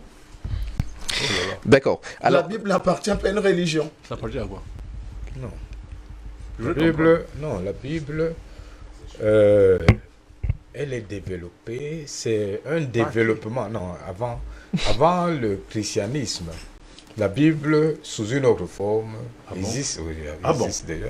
Mais écoutez, il faut faire la différence entre la Bible. Moi, je suis croyant à la parole de Dieu. La Bible contient quoi la la parole parole de de Dieu. Ce que Dieu a dit. Il a dit n'est-ce à pas? qui? À qui? Même à la nature, même à toi-même, Dieu parle. C'est pour ça que vous croyez aux choses, à certaines choses, parce qu'en réalité se trouve un esprit qui anime ces choses-là. Vous comprenez un peu? Parce que le problème ici, dans ce que nous appelons spiritualité aujourd'hui, c'est parce que quand on parle de spiritualité, ça veut dire qu'il y a un esprit. Et mais c'est lequel esprit maintenant qui dirige? Parce qu'il y a deux esprits qui gouvernent le monde. Vous voyez un peu? Il y a deux esprits qui sont au commandement du monde. L'esprit de Dieu et l'esprit du diable. Parce que le seul adversaire de Dieu, c'est le diable, actuellement, n'est-ce pas? Alors, si on Et parle qui a de créé le spiritualité, diable? Qui a créé le diable? tout c'est l'inspiration. Qui Maintenant, a créé le si vous diable, êtes dans monsieur une Fanga? inspiration, n'est-ce Qui a pas? créé le diable, monsieur Fanga? Satané. C'est Dieu qui a créé son ennemi? Si vous avez une inspiration, permettez je voudrais que Christ, comprendre. il répondra mais c'est peut-être. justement cette Permettez. rébellion-là qui a amené justement ce désastre des Africains. Merci. Parce Alors, que vous demandez aux Africains. ma question c'était ça. Ma vraie question, c'est, puisque la religion tient du diable, selon vos dires, Oui. est-ce qu'on ne devrait pas interdire toutes les religions en Afrique? On ne devait pas. Ne devrait-on donc pas interdire toutes les religions Mais en Afrique? écoutez, vous ne pouvez pas interdire quelque chose que vous êtes animé par le même esprit. Vous voyez un peu? Jésus disait, un royaume divisé contre lui-même croit à sa propre ruine. C'est pour ça que j'ai tenu à faire la différence, n'est-ce pas? Dans le monde aujourd'hui, ce que vous voyez, le même esprit démoniaque est partout dans le monde. Chez le noir, chez le blanc, chez le jaune, c'est le même esprit. Vous comprenez un peu qui domine le monde. Donc, il n'y a rien à voir. C'est pour ça que j'ai commencé à définir que le noir, n'est-ce pas, a été créé par Dieu. Tout le monde, l'être humain a été créé par Dieu. Il n'a pas créé noir, blanc, je ne sais pas quoi, tous ces différents, ou les religions, les catholiques. Non. La spiritualité est une affaire d'esprit. Et maintenant, c'est quel esprit qu'on adopte, n'est-ce pas? Dans l'ordre chronologique de la création, Dieu, c'est d'abord esprit. Après, âme. Après, corps. Donc, le corps vient en dernière position. Mais maintenant, nous, l'ordre démoniaque, n'est-ce pas, a renversé l'ordre des choses. C'est-à-dire, prendre soin d'abord du corps mieux que de l'esprit. Satisfaire les désirs de la chair, du corps, que les désirs de l'esprit. Et satisfaire les désirs de la chair, c'est quoi? C'est justement la polygamie. C'est-à-dire, pourquoi avoir beaucoup de femmes? Parce qu'il faut se satisfaire sur ces milliers de femmes, n'est-ce pas? Il faut avoir beaucoup d'enfants. Parce qu'il faut satisfaire quoi? En fait, c'est un système capitaliste. La polygamie est un système capitaliste. Et le système capitaliste vient du diable. Oui, il faut le dire clairement. Le système capitaliste vient du diable. Le système capitaliste, c'est quoi? C'est avoir la main d'œuvre pour que les autres travaillent, pour que vous ayez assez de terre, vous ayez assez de richesses, vous ayez assez de maisons, vous ayez une grande puissance. C'est pour ça qu'on appelle le système capitaliste l'accumulation du capital, n'est-ce pas? L'accumulation des biens. Tout pour eux, pour vous, et rien pour les autres. Donc, quand vous entrez dans ce système, vous êtes dans un système diabolique. Donc, celui qui encourage la polygamie, lui va regarder que non, c'est une culture africaine. Non, ce n'est pas une culture africaine, c'est une culture capitaliste qui ne vient pas de Dieu, n'est-ce pas? Vous allez retrouver que dans tout ce que nous parlons aujourd'hui, n'est-ce pas, c'est l'esprit qui nous anime. C'est un esprit qui nous anime. Pourquoi vous avez voulu mettre ce débat à l'ordre du jour? Parce qu'il y a des questions. Ton esprit se pose des questions. L'esprit du téléspectateur se pose des questions. Qu'est-ce que je dois faire? Qu'est-ce que l'Africain doit faire? Qu'est-ce que le monde doit faire? Là, j'ai la réponse en vous disant que Romains 8, le verset 14, je le répète encore, celui qui est conduit par l'Esprit de Dieu. Parce que vous pourrez être conduit par un autre esprit. N'est-ce pas? Celui qui est conduit par l'Esprit de Dieu est fils de Dieu. Et maintenant, ce qui doit être sauvé, ou bien celui qui va vivre l'éternité, c'est celui qui a l'Esprit de Dieu. Parce que tous ceux qui refusent l'Esprit de Dieu aujourd'hui sont conduits par l'Esprit du diable. Et c'est pour ça que vous pouvez avoir les hommes avec les hommes, les femmes avec les femmes, les chiens, les porte-à-porte. C'est normal. Parce que les gens sont animés. C'est normal que nos enfants, nos jeunes sœurs et tout le reste vont faire les porte-à-porte à Dubaï. Pourquoi? Parce qu'ils sont animés par l'esprit du gain, l'esprit de l'argent facile, par l'esprit. Et vous savez, nous, nous lisons la parole de Dieu, n'est-ce pas? Et la parole de Dieu dit l'amour de l'argent est la racine de tous les maux. Quand vous avez l'amour de l'argent, vous êtes obligé de vivre de ce genre de pratique qui est contre nature, qui n'a rien à voir. Quand vous devenez une femme wessée, c'est complètement démoniaque. Les Africains ont-ils attendu la Bible pour savoir qu'il ne fallait pas manger des excréments, qu'il ne fallait pas chercher à tout prix l'argent? Est-ce qu'ils ont attendu la Bible? Écoutez, je vous ai lu un texte ici. Justement, c'est ça le problème. 4, le verset 6. C'est biblique, ça. Mon peuple périt faute de connaissance. Quand vous n'avez pas la connaissance, vous êtes perdu. Donc, les Africains ont-ils attendu la Bible pour avoir cette connaissance? Écoutez, très bien. Vous posez une très bonne question, n'est-ce pas? Est-ce que quand vous parlez des Africains, vous parlez de l'Africain comme si c'était quelque chose qui était sorti de nulle part du Big Bang ou bien d'une évolution? L'Africain est une création de Dieu. Et dans le code régi par Dieu, Dieu a inspiré sa parole, n'est-ce pas? Et quand vous allez lire le livre de la Genèse, n'est-ce pas? Le livre du commencement, n'est-ce pas? Où tout a commencé, vous allez tout trouver. N'est-ce pas? Comment Dieu a créé son monde. Dieu dit au commencement, Genèse 1, le verset 1, au commencement, Dieu créa ceci, Dieu créa cela. Et puis il créa l'homme, n'est-ce pas? Il a inspiré un code de vécu, de vie, n'est-ce pas? Maintenant, on n'a pas besoin, parce que la Bible, c'est une compilation, n'est-ce pas? Des livres. C'est une compilation des livres, parce que vous allez retrouver que certains papiers où on est écrit, on a juste compilé pour en faire la Bible, n'est-ce pas? Mais au-delà de cette Bible qui est posée sur nos cheveux et sur nos... Dieu a parlé à nos esprits. Dieu a mis sa parole au travers de la nature. Même la nature nous parle. Quand vous commencez à... Même dans nos villages, quand l'eau, vous commencez à polluer l'eau, quand l'eau commence à se sentir en danger, l'eau réagit. D'accord. Quand vous commencez à maltraiter la forêt réagit. Pourquoi? Parce que la forêt est une création de Dieu. En la forêt se trouve un esprit, l'esprit du Créateur. Et c'est pour ça que Romains 8, le verset 19 dit, la terre soupait en attendant la manifestation des fils de Dieu. Parce que la terre, le verset 20 dit, parce que la terre a été soumise au diable, n'est-ce pas? Donc quand vous soumettez la terre à un certain rythme, et quand on parle de la terre ici, on parle de tout ce qui existe sur la terre. Si vous infligez quelque chose à la terre, n'est-ce pas, qui ne correspond pas à son code génétique, elle réagit. C'est pour ça qu'aujourd'hui, l'Africain se retrouve perdu dans ce conglomérat humain, parce qu'en réalité, elle ne fait pas référence à son créateur, n'est-ce pas? Certains ne font pas référence à leur créateur et l'Afrique se retrouve aujourd'hui en difficulté. Et c'est pour ça, l'une des choses que je voudrais vous dire clairement. Et vous chuterez par là? Je chuterai par là. L'Europe ou bien l'Occident nous a dominés d'abord spirituellement avant de nous dominer naturellement. La bataille se passe d'abord spirituellement. Allez demander même les sorciers de nos villages, ils vont vous dire, la bataille d'abord se fait d'abord spirituellement. Toutes les batailles se font d'abord spirituellement. C'est pour ça que nous parlons de spiritualité. D'accord. Et cette spiritualité ne s'est-elle donc pas exprimée par le biais des religions? Mais elle peut s'exprimer au biais des religions, n'est-ce pas? Et c'est pour ça que je vous ai dit, la spiritualité au biais des religions, c'est un esprit. Et cet esprit-là, ça dépend de qui l'esprit qu'on a adopté. Si c'est l'esprit de Dieu ou bien c'est l'esprit démoniaque. Et la plupart des religions ont été inspirées par un esprit démoniaque. Parce que l'esprit de Dieu ne peut pas vous amener à tuer les autres, à imposer les autres. Dieu ne se défend pas. Dieu n'a pas besoin de se défendre.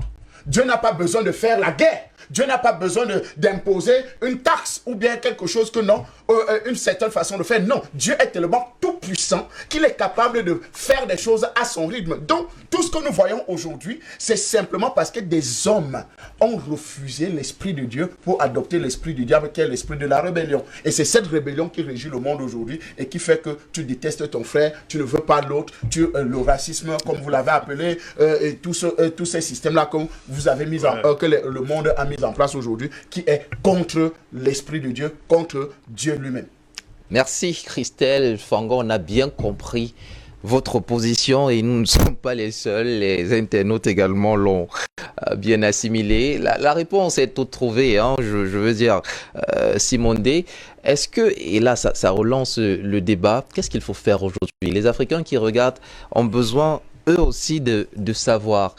Peut-on se prévaloir de son africanité en étant membre d'une religion importée? C'est pas possible. Je suis désolé, c'est pas possible.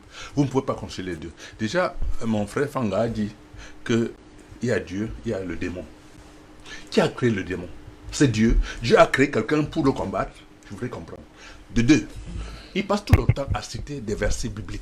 Mais vous êtes déjà en train de combattre Dieu là. S'il te plaît, mon cher. Mais vous combattez déjà Dieu. Ah bon? Oui, en le contredisant. Et vous ne le combattez pas, laissez-le finir. D'accord. Allez-y. Donc, je voudrais rappeler à mon frère Fanga, quand il passe tout le temps à citer les versets bibliques, je suis désolé pour la simple raison que ces versets bibliques, la Bible est traduite en combien de langues? Quand vous envoyez un enfant donner un message à quelqu'un, vous pensez que le message du départ, c'est le message d'arrivée? La Bible est écrite depuis combien de temps? Et traduite en combien de langues? C'est le seul document qui est traduit dans les langues. Aucun livre de technologie n'est traduit en langue pour enseigner aux Africains comment se développer. Je suis désolé, M. Fanga. Passez tout le temps à lire vos versets sataniques dans vos machins et racontez tout ce que vous voulez. Moi, je vous dis encore, vous ne pouvez pas être un panafricaniste qui défend l'Afrique et être dans des documents que les autres écrivent pour nous imposer, pour nous insulter, pour nous mépriser. Je suis désolé, M. Fanga. Et je voudrais vous rappeler une chose. Si vous lisez très bien la Bible, je suis d'accord avec vous, votre Bible c'est bien. Mais le monsieur qui a rendu Jésus célèbre, Judas, où est son église? Où est l'église de Judas qui a rendu Jésus célèbre? C'est lui qui a vendu Jésus, il l'a rendu célèbre. On ne fait pas une église pour lui. C'est Judas qui a rendu Jésus célèbre. Mais bien sûr. La preuve. Il n'a pas vendu. Il y a ce débat. Hein. Oui, je sais que... Sans Judas, Et vous n'avez pas rien. Jésus de... Alors on parlait de Jésus et Judas on fait quoi de lui? Sans ce sérieux. débat, hein. Sans sérieux. Donc, je Mais demande, c'est justement l'esprit de Judas qui vous a dit. s'il vous plaît, C'est laissez-moi justement l'esprit de Judas qui vous a dit. Je vous en prie, l'esprit de la rébellion. Je vous en prie, Merci. monsieur. Allez-y. Et vous, je voudrais que monsieur Fanga me dise une chose. Donc vous faites déjà partie de la religion de Judas. Il a lancé, il a ouvert, il a Mais posé une c'est question. clair, non? Il a posé une question. Il est membre Je de vous en la prie. religion de Judas, c'est-à-dire de ceux qui ont trahi Jésus, Christelle Fanga de ceux qui ont vendu Jésus et qui continuent à vendre Jésus aux vous en Africains. prie, restons polis et Donc il courtois. vient de révéler à quelle religion il appartient. Restons polis et courtois. Allez-y, Mais allez-y, ce n'est pas, Simone. c'est de la courtoisie. Je n'ai pas dit autre chose. Allez-y, allez-y. Monsieur Fanga, dans ma langue maternelle, dans toutes les langues africaines, il existe le nom de Dieu. Toutes les langues africaines. Oui. Mais le nom de Jésus, personne ne peut te dire que Jésus, dans une langue africaine, le nom de Jésus, vrai ou faux? Sinon, C'est vous dites-moi qui le dites. Non, donnez-moi le nom de Jésus dans votre langue maternelle. Donnez, pendant qu'on est devant tout le monde entier. Donnez le nom de Jésus dans votre langue maternelle. Moi, je veux vous dire Mais le nom de pourquoi Dieu. le nom de Jésus vous fait tellement peur comme ça, monsieur? C'est pas ça. Simon? Je vous pose une question. Répondez ou vous répondez C'est pas? pour ça qu'il a reçu le nom Non. au-dessus de tous les noms, en la Non, mention de laissez-moi son nom, votre tout nom genou de- fléchi. Et Donnez-moi toute le nom langue de Jésus dans confesse. votre langue. C'est pour ça Ouais. que vous êtes trop gênés. Donnez-moi le nom de Jésus dans Vous votre pouvez langue parler de maternelle. Dieu. Ouais. Vous ne pouvez pas Bon, parler de je Jésus. continue, Christelle je continue. Fanga, Merci. Au commencement, Jean chapitre 1, le verset laissez-moi 1. vous connaître. Au commencement Vous était la versets parole. La diaboliques. parole était avec Dieu et la parole Au était commencement, Dieu. c'est le commencement, c'est quand? Et la parole s'est faite chair. Et Le cette commencement, chair-là, le c'est commencement, Jésus-Christ. c'était quand? Il n'y a même pas de 200 ans, votre histoire de Bible existe. Le commencement, c'est quand? Et vous vous basez sur quel élément, vous? Je me base sur Africain. l'ancestralité, monsieur. Quelle ancestralité? Quelque chose qui est de nulle part? Juste tombé du ciel. Non, ça ne sort de nulle part. Quoi? Ce que vous dites, ça ne sort de nulle part. Mes ancêtres, c'est Dieu qui Tes les a- ancêtres sortent d'où? de Dieu. Mais alors, si Dieu a inspiré sa parole, ça veut dire que c'est le référentiel. Vous ne pouvez pas dire que vos ancêtres sortent de Dieu et Dieu a codifié la venue sur la terre. Et qui a Dieu codifié? C'est Dieu qui a écrit. Quelle est la religion de Dieu? Dieu a Donne-moi la inspiré religion les de hommes Dieu. Dieu d'écrire. était de quelle église? Dieu a inspiré Il les était hommes de quelle d'écrire cette église? parole. Il était de quelle... C'est lui qui a écrit la Il Bible. n'a pas de religion. S'il avait écrit la Bible, La il Bible devait n'appartient avoir pas à une la seule Bible. religion. Si Dieu avait écrit une Bible, il devait avoir une seule Bible. Il ne devait pas avoir le Coran, la Torah et tout ça là. C'est les religieux qui Si ont on est tous écrit fils les de Bibles. Dieu, monsieur Qui Fanga, ont si on est tous multiplié fils les de Bibles. Dieu, il devait avoir un seul livre de Dieu. Oui. Pas des milliers, pas la Torah, pas vos histoires. Non. Monsieur, faites votre commerce Il y a une seule tranquillement et parole. laissez les Africains vivre. Voilà. Il n'y a qu'une seule parole. Simone, de Dieu. on va rester Non, aussi poli. Permettez-moi de Oui, répondre je- à monsieur oui, Simon. non, Je voulais lui ce dire n'est pas un droit de simplement, répondre. Ce Un n'est pas un instant. débat entre nous deux, n'est-ce Oui, pas? laissez-moi Je donc- voulais laissez-moi donc lui dire, relancer. On Laissez-moi- a codifié, écoutez. Laissez, Êtes- Quand vous allez chez le médecin, Moi, je suis n'est-ce la pas? parole, il arrache. Vous il- allez chez le il croit médecin. qu'il est à l'église. Le médecin vous consulte et vous dit vous avez telle maladie et il vous prescrit une ordonnance, n'est-ce pas? Et dans une ordonnance, quand vous allez acheter croit le qu'il a fait médicament, assez fidèle. quand vous avez le médicament, dans ce médicament, il y a une posologie, une façon de le prendre selon les prescriptions du médecin. Quel est ce monde, n'est-ce pas? Qui veut vivre sans les prescriptions de son créateur. Alors la question qui se pose et que Simon D martèle depuis, Oui. c'est que les prescriptions de ce créateur mises dans la Bible, Oui. qui est plutôt récente quand même par rapport à l'histoire C'est de vous la... qui dites qu'il est récent.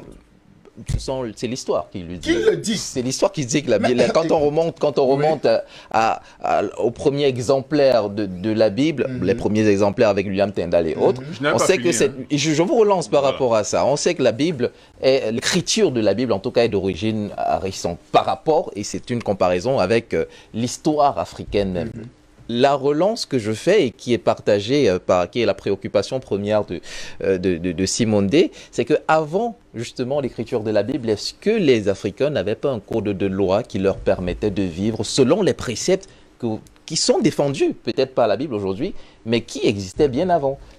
Et là, justement, vous répondez en quelques secondes avant de repasser la parole à celui que vous avez... Vous faites toujours la confusion pensant que le peuple noir est un peuple qui est sorti ex nihilo. Comme si C'est-à-dire... c'était un peuple qui est sorti du Big Bang. Le peuple noir est un peuple créé. Ce n'est pas un peuple sorti de nulle part. Et donc, on ne voit pas trop la... Non, écoutez très bien. Quelle est la Le liaison peuple avec- noir n'est pas un peuple sorti ex nihilo. C'est-à-dire qui est venu comme ça, là, boum. C'est les autres qui venaient les trouver. Non. Tous ont fait partie de la création de Dieu. D'accord. Et si Dieu a créé le noir, n'est-ce pas, l'homme noir, ça veut dire qu'il a codifié, Dieu a codifié le En lui, mode de déjà, vie. en lettres... En l'être humain, n'est-ce D'accord, pas? donc il n'a pas attendu la Bible. Donc il n'a pas attendu la Bible pour se Écoutons très comporter bien. comme tel. Écoutons très bien. Allez, chutez rapidement, Je chute très rapidement. que je sois juste et Et redonne la cette parole à... codification, au fur et à mesure, n'est-ce pas, que l'homme existait, l'homme marchait sur la terre, Dieu donnait des instructions, n'est-ce pas? Et ces instructions-là étaient écrites. Chaque fois, ces instructions étaient écrites. On écrivait. On a écrit la table des lois, par exemple, ça a été écrit, n'est-ce pas? Après ça, maintenant, à chaque royaume, par exemple, dans les anciens royaumes, il y avait les scribes. Les scribes étaient une fonction de celui qui reprend les paroles du roi, n'est-ce pas? Quand le roi, par exemple, donne une parole, ou bien un prophète donne une parole, il l'écrit. Et c'est justement cette compilation de ces lois, de ces écrits qui ont fait aujourd'hui l'imprimerie de la Bible, n'est-ce pas? Même les scribes sont d'origine plutôt récente, hein, quand on voit la cosmogonie, quand on voit l'histoire, mon cher Scribe veut Christelle. simplement dire Écrivain, écrivain. c'est ça, justement. Mais écoutez, alors, monsieur, attendez, quand vous dites que c'est récent, ça veut dire que vous ne comprenez pas grand-chose. Quand vous dites, quand on parle de scribe, ça veut dire écrivain, celui qui écoute et transcrit, n'est-ce pas? Et si les royaumes, c'est-à-dire comme celui de l'Égypte antique, n'est-ce pas, a existé, il y avait des scribes là, c'est justement pour ça qu'on peut retrouver l'ancienne écriture égyptienne, les codes qui se faisaient en Égypte, parce que ça a été transcrit. Donc quand nous parlons de ça, quand les gens pensent l'Égypte, quand on parle de l'Égypte aujourd'hui, les gens pensent que l'Égypte, c'est la première, le seul royaume qui a été créé par Dieu, ou bien l'Égypte est sortie du Big Bang, boum, et c'est ça qui a fait le monde. Non, le monde a été créé par Dieu, les hommes ont été créés et ils ont habité dans les territoires et il y a eu cette expansion-là jusqu'à en train de prendre toute la terre, et toute la terre n'est même pas encore occupée. D'accord, Christophe. Et pour qu'elle soit occupée, pour reprendre l'expression, pour reprendre un passage biblique, il faut bien qu'on multiplie la terre. Et bien sûr. Et la polygamie est un bon... je dis rien. Patient parfait, je vous donne la parole tout à l'heure, mais vous allez chuter en parlant... Je n'ai même pas parlé et je chute. Je vais même tomber.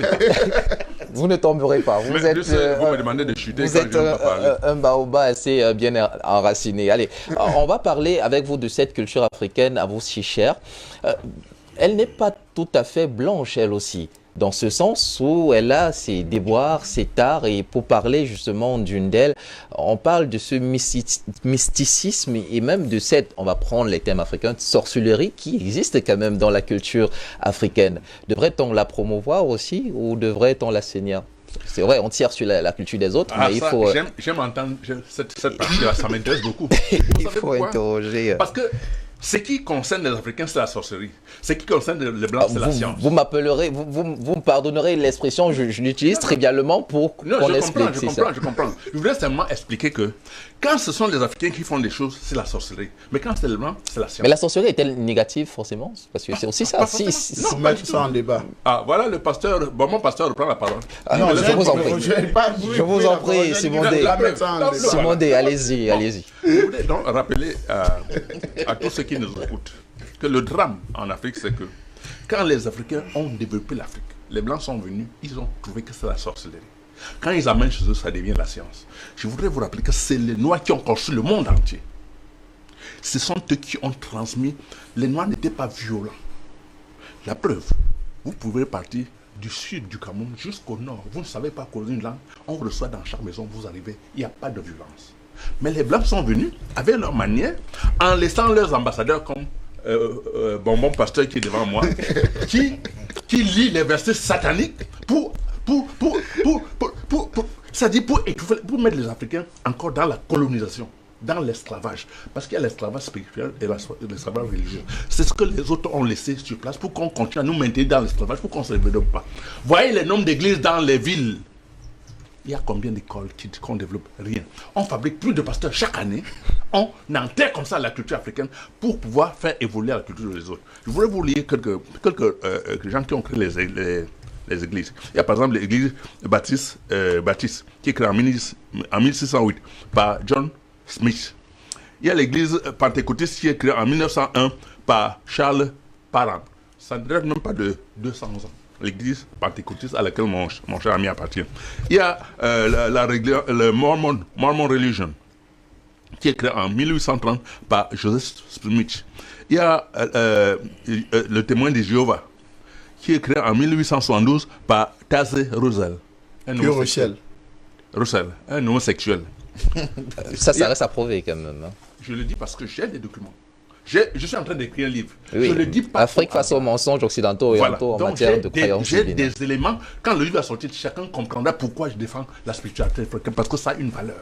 Si on ne peut pas comprendre que vous ne pouvez pas... Un manguier ne peut pas être greffé sur un papaye. Ce n'est pas possible. On est en train de chercher à greffer la culture africaine sur des trucs qui n'ont aucune valeur, qui n'ont aucun rapport avec nous. Il faut que les Africains, tant qu'on n'a pas compris, on va continuer à s'enfoncer davantage parce qu'on va passer tout le temps à lire des versets sataniques et démoniaques pour pouvoir détourner la culture africaine et la détruire complètement.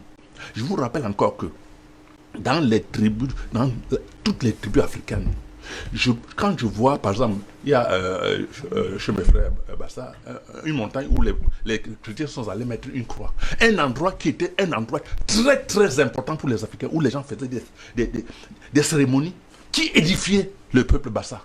Mais les gens sont partis mettre une croix. Pourquoi ils ont choisi cet endroit pour mettre une croix? C'est malheureux. Et on voudrait qu'on accepte des trucs comme ça en Afrique. Je suis désolé. Ces endroits, j'ai oublié le nom de... Borli-Touba. Vous imaginez? Un endroit sacré pour le peuple Bassa où les gens vont mettre une croix pour détruire la spiritualité africaine. Non, la croix est toujours là. Ils ont remis la croix. Non, donc c'est pour dire, voilà autant de choses, d'éléments que M. Fanga soutient. D'accord, comment est-ce que les Africains font pour se réapproprier la culture africaine aujourd'hui? Il faut... Alors, religieux, moi je ne suis pas un religieux, monsieur. Il faut rééduquer le peuple sur la culture africaine. Rééduquer. C'est une simple rééducation. Amener les gens à comprendre qu'on sort de quelque part. Pour sortir de quelque part, il faut savoir suivre la lignée ancestrale. Et pour ça, il faut les sortir des églises, des mosquées? Vraiment, je ne vais pas rentrer dans ces détails. Chacun choisit sa manière de rentrer ou de sortir. Je ne veux pas rentrer dans Non, je suis dans le processus justement de réappropriation de la culture africaine. C'est une question... Les deux peuvent cohabiter? Vous avez dit non, on ne peut pas greffer le papier avec... Voilà. J'ai dit, c'est une question de rééducation sur le plan culturel. Si vous vous appropriez par votre culture, vous ne pourrez rien devenir dans la vie. Ce n'est pas possible. Vous ne pouvez pas... vous ne pouvez pas couper vos racines. Un arbre est solide parce que ses racines sont solides. Et les racines, quand on parle de racines, c'est les racines qui supportent l'arbre. Vous ne pouvez pas être coupé de vos racines, vous prétendez que vous êtes quelque chose, je suis désolé. C'est la racine qui prend la sève de la racine pour nourrir l'arbre et produire les fruits. Tant que vous êtes coupé de vos racines, vous faites quoi? Vous devenez quoi? C'est de ça qu'il s'agit. Et si les gens ne peuvent pas être sur les plateaux pour expliquer la vérité, si on a mangé leur cerveau, et ils vont venir faire en sorte que tout le monde rentre dans cette histoire, je suis désolé. Je dis, regardez le nombre d'églises dans les pays africains, le développement des églises. C'est pour nous aider. Les prêtres, les pasteurs, les religieux qu'on crée chaque jour, c'est pour faire quoi? Pour faire évoluer la technologie africaine? Je suis désolé, monsieur, il faut qu'on revoie le système d'éducation en Afrique, qu'on change complètement le paradigme. Ce n'est pas possible. On ne peut pas passer tout le temps à vous offrir la Bible en vous refusant le livre de la technologie, en vous empêchant de vous développer sur le plan culturel, sur le plan... Non, ce n'est pas possible. Ce n'est pas possible. Aujourd'hui, on nous demande aux gens, dans les églises, de se marier. Les femmes doivent se marier entre les femmes, les hommes entre les hommes. mes ancêtres ne connaissaient pas ça. On demandait la polygamie. Parce que la polygamie développe. Lui parle du capitalisme, je suis désolé, ce n'était pas le capitalisme.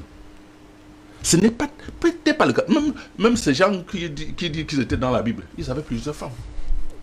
Ils ne dénoncent pas. Mais ils vont venir en Simondé serait-il en train de citer la Bible aussi? Je ne cite pas la Bible, je répète ce qu'il dans le connaît. Moi, merci. Je suis né à l'église. Hein. Je vous taquine. Allez, oui, je suis né à l'église, hein, mais j'ai refusé, j'ai sorti de la classe pour aller à l'école. D'accord. Parce que quand tu es en classe, c'est pour réciter des versets démoniaques, sataniques, pour pouvoir édifier les gens. Or, ça ne sert à rien. Il faut sortir de la classe pour aller à l'école de la vie, pour apprendre, chercher à découvrir, à comprendre ce qui se passe en réalité. Ce qu'on nous a imposé, ce qui est bon et ce qui n'est pas bon. Tant que vous ne sortez pas de là, vous n'allez rien faire. Je suis désolé. L'Afrique face aux mensonges occidentaux et orientaux en matière de croyances divines. C'est un livre qui paraîtra dans 2 mois. La date est donnée. Le Mahad, et on va sortir par là. Vous allez vous partager le temps de parole restant. Patient parfait, Nom et Docteur Edimo. Le Mahad, je disais, la doctrine fondamentale du peuple kémite et de sa tradition voudrait que l'homme soit tout bonnement attaché aux valeurs de vérité, qu'il sève l'humanité et pas seulement qu'il se conditionne à un certain mode de religion. Alors, s'il est considéré que Kemet, ou alors le kémétisme est l'une des religions premières d'Afrique et qu'elle défend de ces concepts d'universalité, est-ce à dire qu'on devrait donc en Afrique tout tolérer et accepter, je ne vais plus parler seulement de spiritualité, mais également de ces religions importées? Tout à l'heure, je reviens toujours, le débat est passionnant, mais bon, il est comme il est, c'est tout à fait normal. Je reviens sur ce que nous avons dit dès le départ. L'homme noir, il est l'homme premier. La racine de... Ok. Et c'est à partir de cet homme noir que nous avons eu toutes les autres évolutions, si on peut les appeler comme ça, ou bien des dérivés, chacun peut dire comme il veut. Ça veut dire qu'en réalité, nos enfants, on peut les appeler comme ça, sont, si on parle à l'image de ce que nous aurons pu être. Donc leur religion découle aussi de notre propre spiritualité, si on peut le dire ainsi. À partir de ce moment-là, rejeter tout en bloc, pour moi, c'est pas ça le problème. Pour moi, honnêtement, c'est pas ça le problème. Ce qui est dangereux et que je condamne, c'est l'utilisation de ces religions et de ces nouvelles spiritualités pour nous dominer. C'est ça le fond du problème. Mais sinon, au niveau de la pratique, au niveau de ce qui est écrit, il y a des choses là-dedans qui ne sont pas totalement à rejeter. Il faut vraiment être correct maintenant. Je reviens au niveau de la Bible. Il faut que Christophe comprenne que nous sommes sur un plateau où on est obligé de dire la vérité au monde et aux Africains en particulier. Pourquoi? La Bible, c'est un condensé d'écrits qui a fait l'objet d'un cri et qui a été validé. Il y a eu beaucoup d'écrits, hein? Tous les écrits n'ont pas été considérés comme des écrits qui ont été inspirés par le Saint-Esprit. Beaucoup d'écrits ont été mis de côté. Les écrits de Thomas ne font pas partie de la Bible. Parce qu'il dit des choses qui ne rentrent pas en ligne de fond d'une certaine philosophie qu'on a voulu développer. Ce qu'on appelle les écritures apocryphes. Voilà, donc les apocryphes, ça existe. Il y a tout un débat là-dessus. Il y a des débats même qui concernent même au point où il y a certains grands exégètes qui disent aujourd'hui que peut-être il faut réécrire une nouvelle Bible sur la base d'un certain nombre de choses que nous voyons. Donc, là encore, ce sont ces gens-là qui se sont réunis et qui ont validé ce que c'est la Bible. Et dans un premier temps, c'est les gars qui étaient à Rome. Ça, il faut bien... C'est une vérité.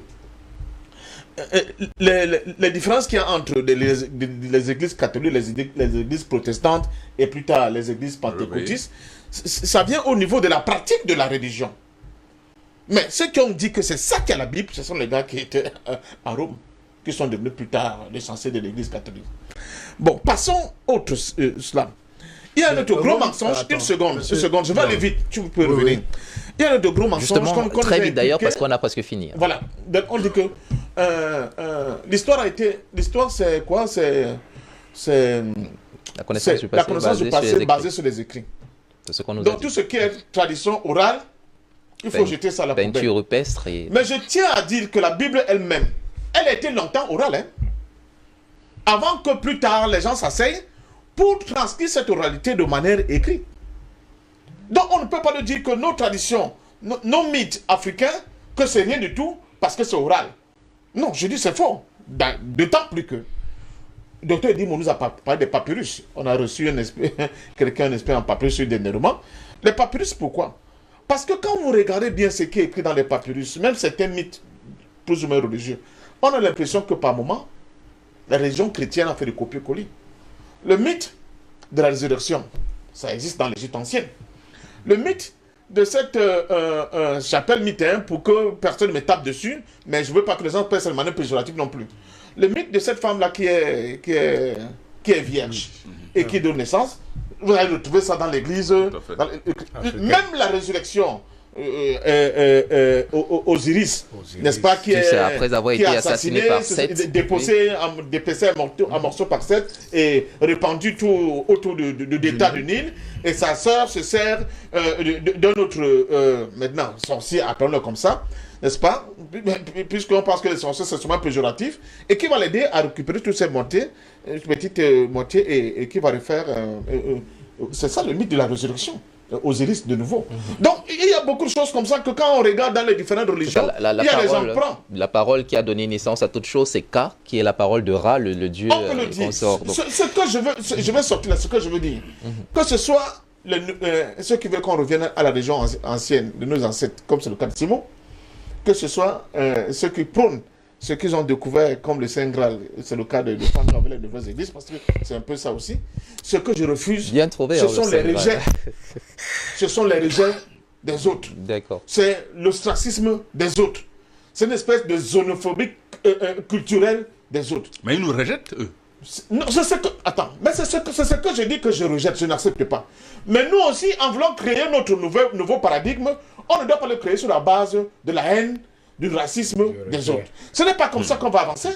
Ah bon? Non, on ne peut pas avancer comme Donc, ça. Donc un écuménisme est possible dans cette... De toute façon, l'amélioration de nos conditions de vie, chaque Dieu, il faut le relire. J'ai fait une erreur de ne pas venir avec son livre. Ça veut dire la préface. Vous dites que le problème, ce n'est pas d'être musulman chrétien.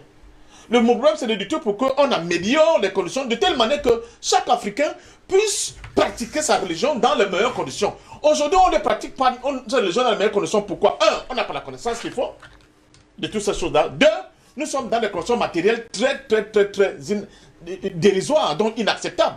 Il faut qu'on améliore nos conditions matérielles pour qu'on puisse, n'est-ce pas, pratiquer nos spiritualités et nos religions dans des conditions qui vont nous convenir. Est-ce que vous savez qu'il y a beaucoup d'églises qui sont créées que quand vous allez à l'église le dimanche, à la sortie de l'église, on vous donne 10 000. C'est quoi ça? Comment vous appelez ça? Moi, j'en ai connu dans mon village. Non, dans mon village. On vous donne 10 000. Merci, Passion Ce n'est pas Parfait. la corruption. Avec des pasteurs toujours qui viennent des États-Unis. Il semble que c'est là-bas que toutes les nouvelles églises se créent. Merci, Passion Parfait. Donc voilà.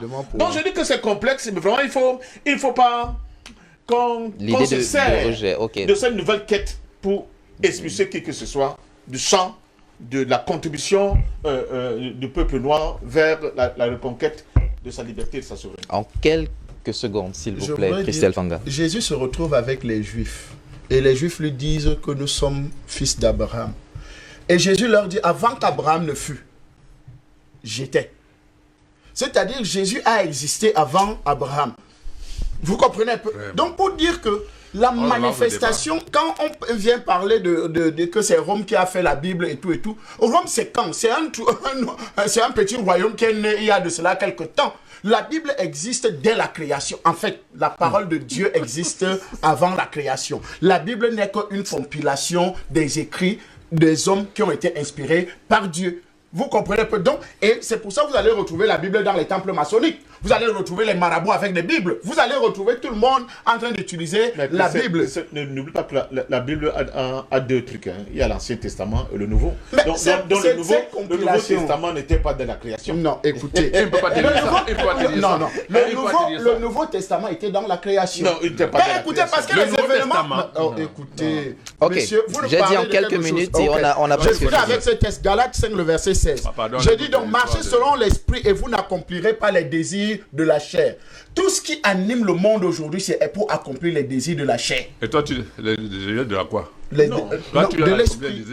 Et la spiritualité commence... C'est pour l'esprit. Merci. La spiritualité commence d'abord par l'esprit. Si votre esprit est en désordre ou bien animé par un autre esprit contraire, ce n'est que normal que vous soyez dérangé. Mais Christelle, chaque peuple a quand même est quand même a utilisé ses canaux pour... Voilà un être en arbre. contact avec Dieu. Allez, on ne va pas relancer, Voilà on va un pas arbre relancer qui le n'a pas de débat, racines. messieurs. Culturellement, il y a des peuples. malheureusement. Merci. Voilà un arbre qui messieurs. n'a pas de racines. J'ai Messieurs- beaucoup de racines. messieurs, je suis merci. en Christ Jésus. Ah d'accord, Jésus, mon Dieu, merci je connais. monsieur pour cette autre sortie, la première en tout cas. C'est de bon augure pour le reste de cette semaine. Ce matin, on parlait de spiritualité, à quel sein l'Afrique devrait-elle se vouer sur le plateau. Vous avez eu, et c'est bien de le noter, les sources même de ce qu'on appelle la spiritualité africaine et partant de ce qu'on devrait peut-être considérer. Le rejet de l'autre est en tout ce qu'il ne faut pas faire, car Cheikh Anta Diop le disait justement, en reconnaissant que la religion africaine est même la source des religions dites révélées et qu'il faudrait s'avancer vers une cohésion pacifique sans reni ou déni de notre propre africanité dans l'acceptation de l'autre. Merci d'être passé, docteur Edimo. Simon D, on attend vivement la sortie de ce livre. Dans 2 mois. Je rappelle le titre, l'Afrique face aux mensonges occidentaux et orientaux, mensonges occidentaux en matière de croyances divines. On va certainement le décrypter à l'occasion. Passion Parfendum, merci. Christelle Fanga, je ne vais pas vous dire de citer un autre texte, mais merci pour tous les textes que vous avez cités durant cette... Bien sûr, Apocalypse, pas le verset. Il y en a en profusion, si vous voulez. Et quant à vous qui nous avez suivis, votre fidélité nous honore. Nous sommes avec vous et vous avec nous, et c'est l'Afrique qui gagne. À demain. Ah, Super. ouais, c'est Wow. l'Afrique qui gagne.